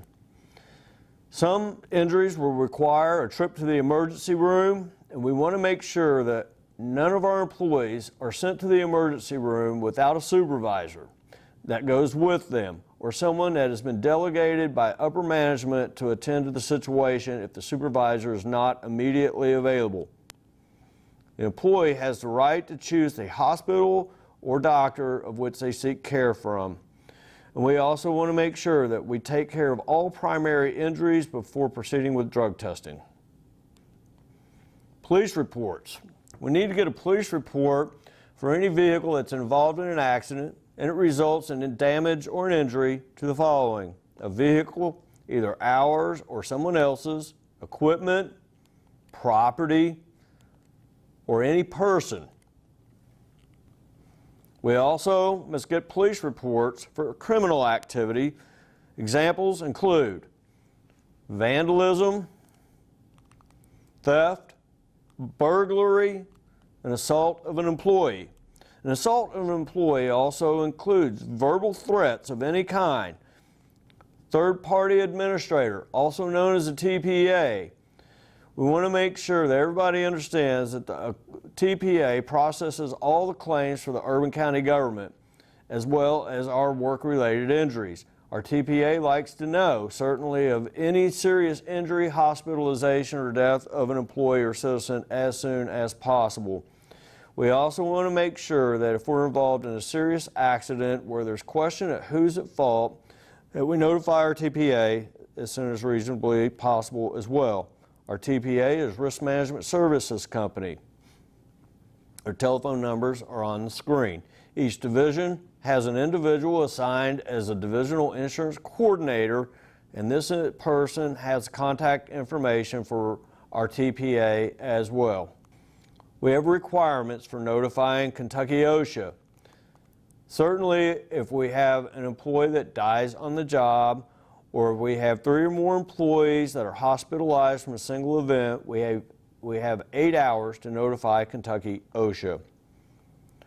We must notify Kentucky OSHA within 72 hours if 1 or 2 employees is hospitalized from a single event, if we've had an amputation, which is defined as separation of bone, or if an employee has lost eye from the eye socket or vision. Kentucky OSHA telephone number for daytime working hours is posted on the screen, and for after hours, regional telephone number for Kentucky OSHA is posted as well. If you have an incident and you are unsure whether it meets the reporting requirements of Kentucky OSHA, please contact me and I will assist you with the evaluation of those requirements. We want to prevent accidents whenever possible. When we do have a loss or an injury on the job, we have reporting requirements as well to the state. All paperwork must be processed through our division no later than 2 days after an incident, preferably sooner. Those have to be sent to the state Workers' Compensation Office. For this reason, we ask all supervisors to process the paperwork and reports as soon as they have been informed of a situation, either by an employee or through their management team. If during this process you have questions on the reporting requirements or you need assistance with claims, we have the contact information on the screen in front of you. Again, my telephone number, and I'm available to the employees at all times. However, if I'm out of office, Jada Griggs and Dania Channels, who work with me, their telephone numbers are on the screen as well, and they are available to assist you. Harold Mattingly, Claims Manager in the Department of Law, his telephone number, as well as Department of Law's general front desk telephone number, are available to assist you with claims matters as well. Thank you.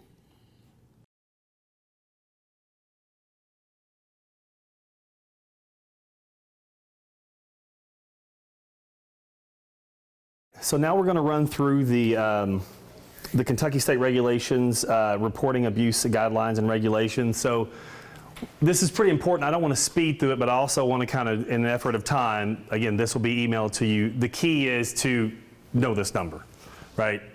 And to know that being a citizen of the state, by law, you are responsible for reporting abuse. If you don't, you can also be fined, and you can also have jail time if you know it goes on and you avoid it. All right. Here are all the legal definitions of an abused or neglected child. I think we're pretty well versed, and a lot of us have been enough experience to working with children that we can see some of these signs. But just to point out a few, continuously repeated or fails to provide essential parent care. We can see that. We've had kids come in, you know, they literally have zip ties tying their pants together. Or they have clothes that their brother used to wear that they don't have, and they have rope tying it together, or bread ties tying pants together. We've seen that more than once, unfortunately. Especially if you're looking at an abused or neglected child, there's not always a telltale sign of what it is, right? It could be mental, it could be physical, it could be verbal. So this is a dependent child. A dependent child is someone who is under improper care. Let's say they have someone taking care of them who can't take care of themselves. So, and they're also taking care of a child. That is also technically a neglect situation. So if you have someone that has limited physical abilities and they can't cook for this child, and this child's having to cook for themselves, that's a neglect issue. All right? So a dependent child is a child that basically has to stand on their own without the parent, even though the parent is present. So when to report, always report, no matter, even if you second guess yourself, you should always report. And your supervisor should report, okay? Documentation is key. They're going to ask you a lot of details. With this, we'll cover it in a second, but you have total immunity for reporting, right? You're not going to get in trouble for reporting. It's better to err on the side of caution.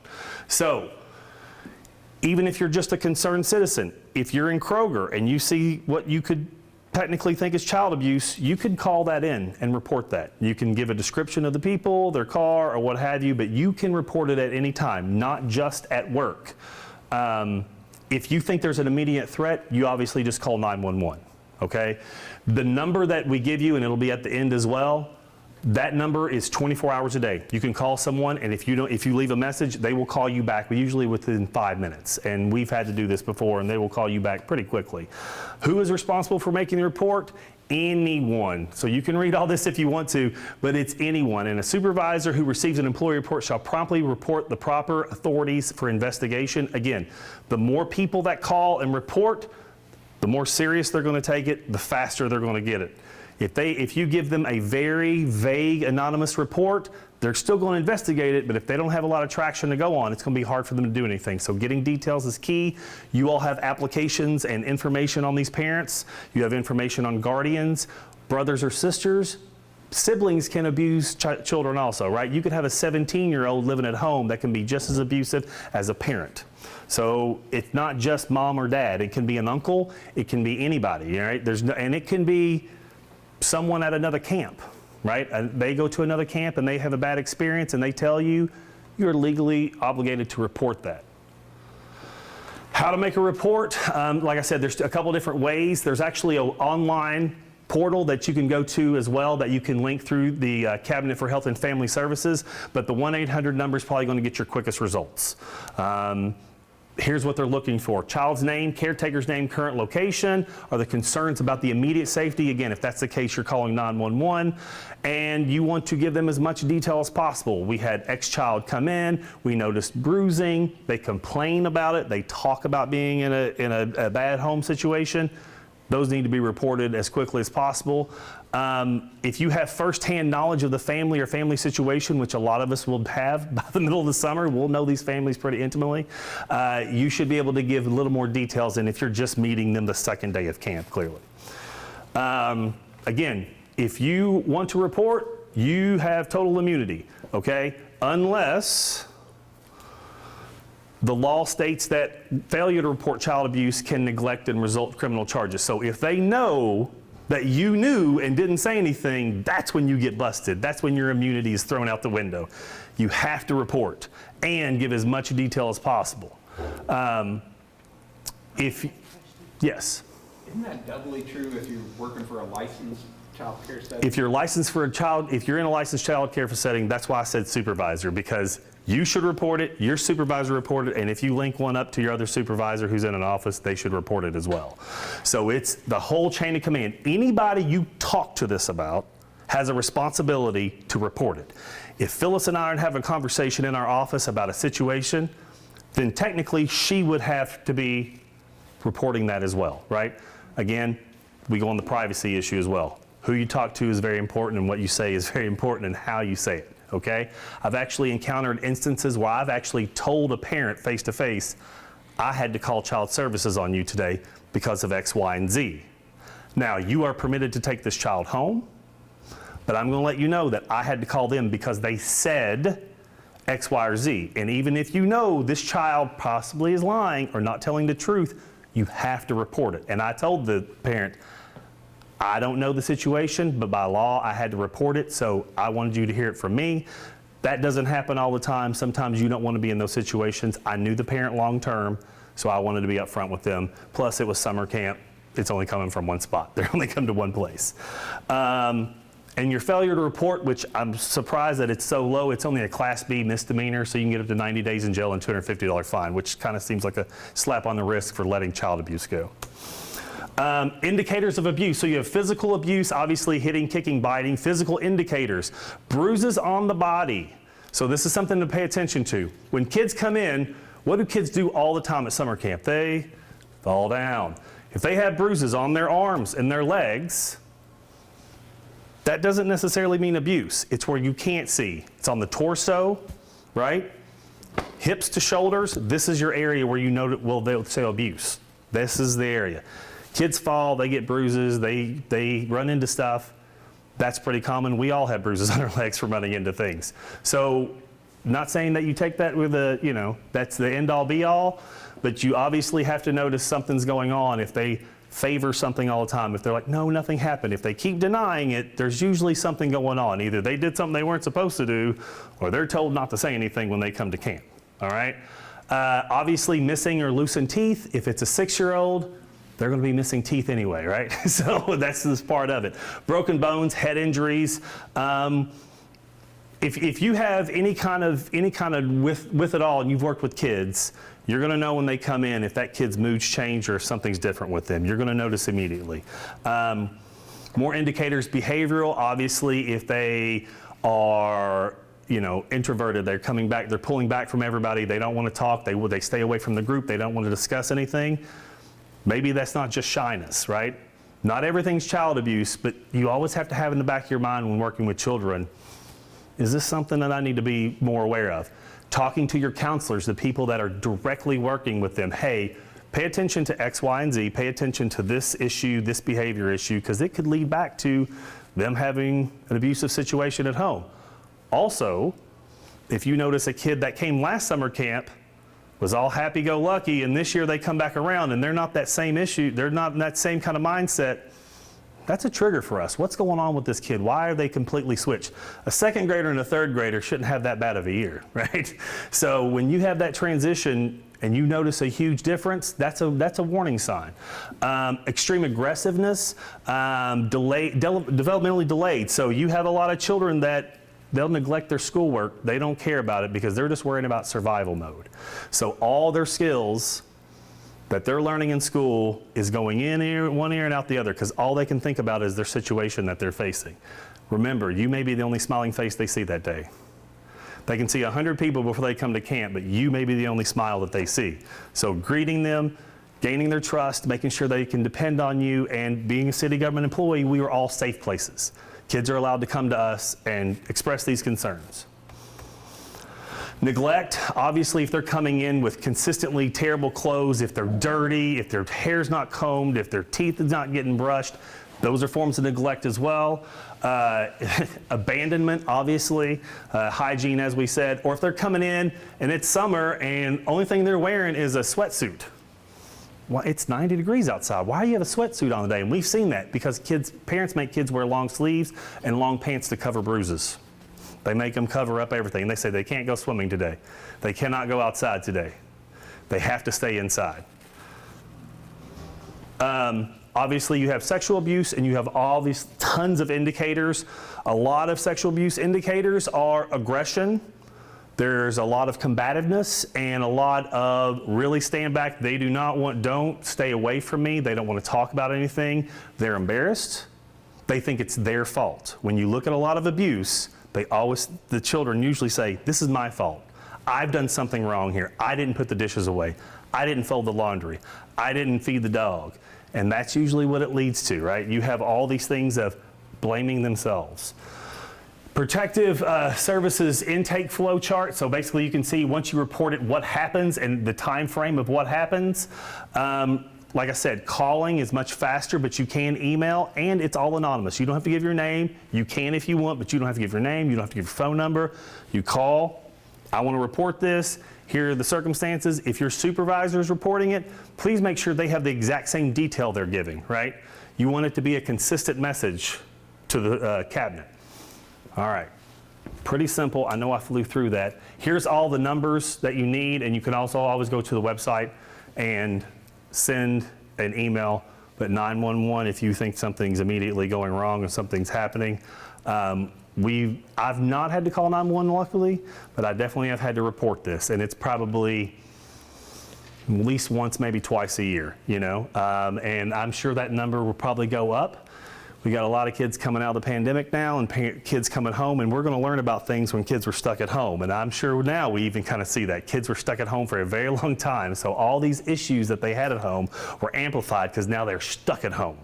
Now they're getting back out. Some kids are going to start talking about this stuff. Last year was really bad, and last year this happened. So have your counselors be aware and have your folks be aware that these could be issues. My name is Brian Rogers, and I am a superintendent currently with the Division of Enterprise. That means I work over at Picadome, and we are over the rentals and the pools and special events, kind of external special events, among other things, neighborhoods, stuff like that. This is Zach Martin. Zach is the new Aquatics manager, so he is technically just over the pool, so he gets to concentrate on this stuff. I know all of you all have heard this a million times. Ladies, what are your names? My name is Leah. Leah? Aaliyah. Kendall. Kendall. Do you know where you'll be working? Here. Which camp? You're at Tate's Creek? Are you both with Kitty Capers or Arts Camp? The pool and golf. The pool and golf one. Curtis got you here. Yes. Okay, gotcha. All right, so the pools are kind of fun. And the first thing I want to get across is that we are all part of the same team. We're all Parks and Rec. Golf, recreation, enterprise, pools, natural areas, we're all Parks and Rec. So we all work for the same people, ultimately the mayor. And we are here to ask for your help. These guys have heard this before, but you know, it is sometimes the counselors like to think of the pool time as a break time. And it's a good time for you all to lay out, get a tan, maybe get on your phone, maybe check your Instagram, whatever, TikTok, whatever it might be. We would appreciate it if you would try to dial that back a little bit and remember that we are all a team, and when safety at the pools should be a very high concern for everybody in this room. We do have a lot of accidents that happen at the pools. We have a lot of injuries. And I'll go over a few of those most common ones, and I'll go pretty quick. But please know that, you know, we do expect you all to still be on the clock when you're at the pool. It's not one continuous break time. And so just do your best to help our lifeguards keep the kids safe. That's all we're asking. So before you go to the pools, there's a few things we wanted you to be aware of. We don't allow any cotton in the pools. No algodón en la piece. And that's seems weird, but it's because cotton gets into our filtration system, and it's a sand filter system in most of our pools, and cotton gets in there and mucks it all up, and it screws up the system, okay? So the kids can't wear their t-shirts, they can't wear cut-off jeans, those are all cotton. What they can wear are like wicking materials like nylon shirts. They call them swim shirts, and you can get them anywhere, but as long as they're totally nylon or totally, you know, not cotton, then polyester, nylon, those combinations are fine. No cotton in the pools, no glass in the pools. That seems to be common sense, but you'd be surprised how many times we find it. And if you think that broken glass, broken clear glass is an easy thing to find in a pool, it's not until a kid steps on it. So that's no good.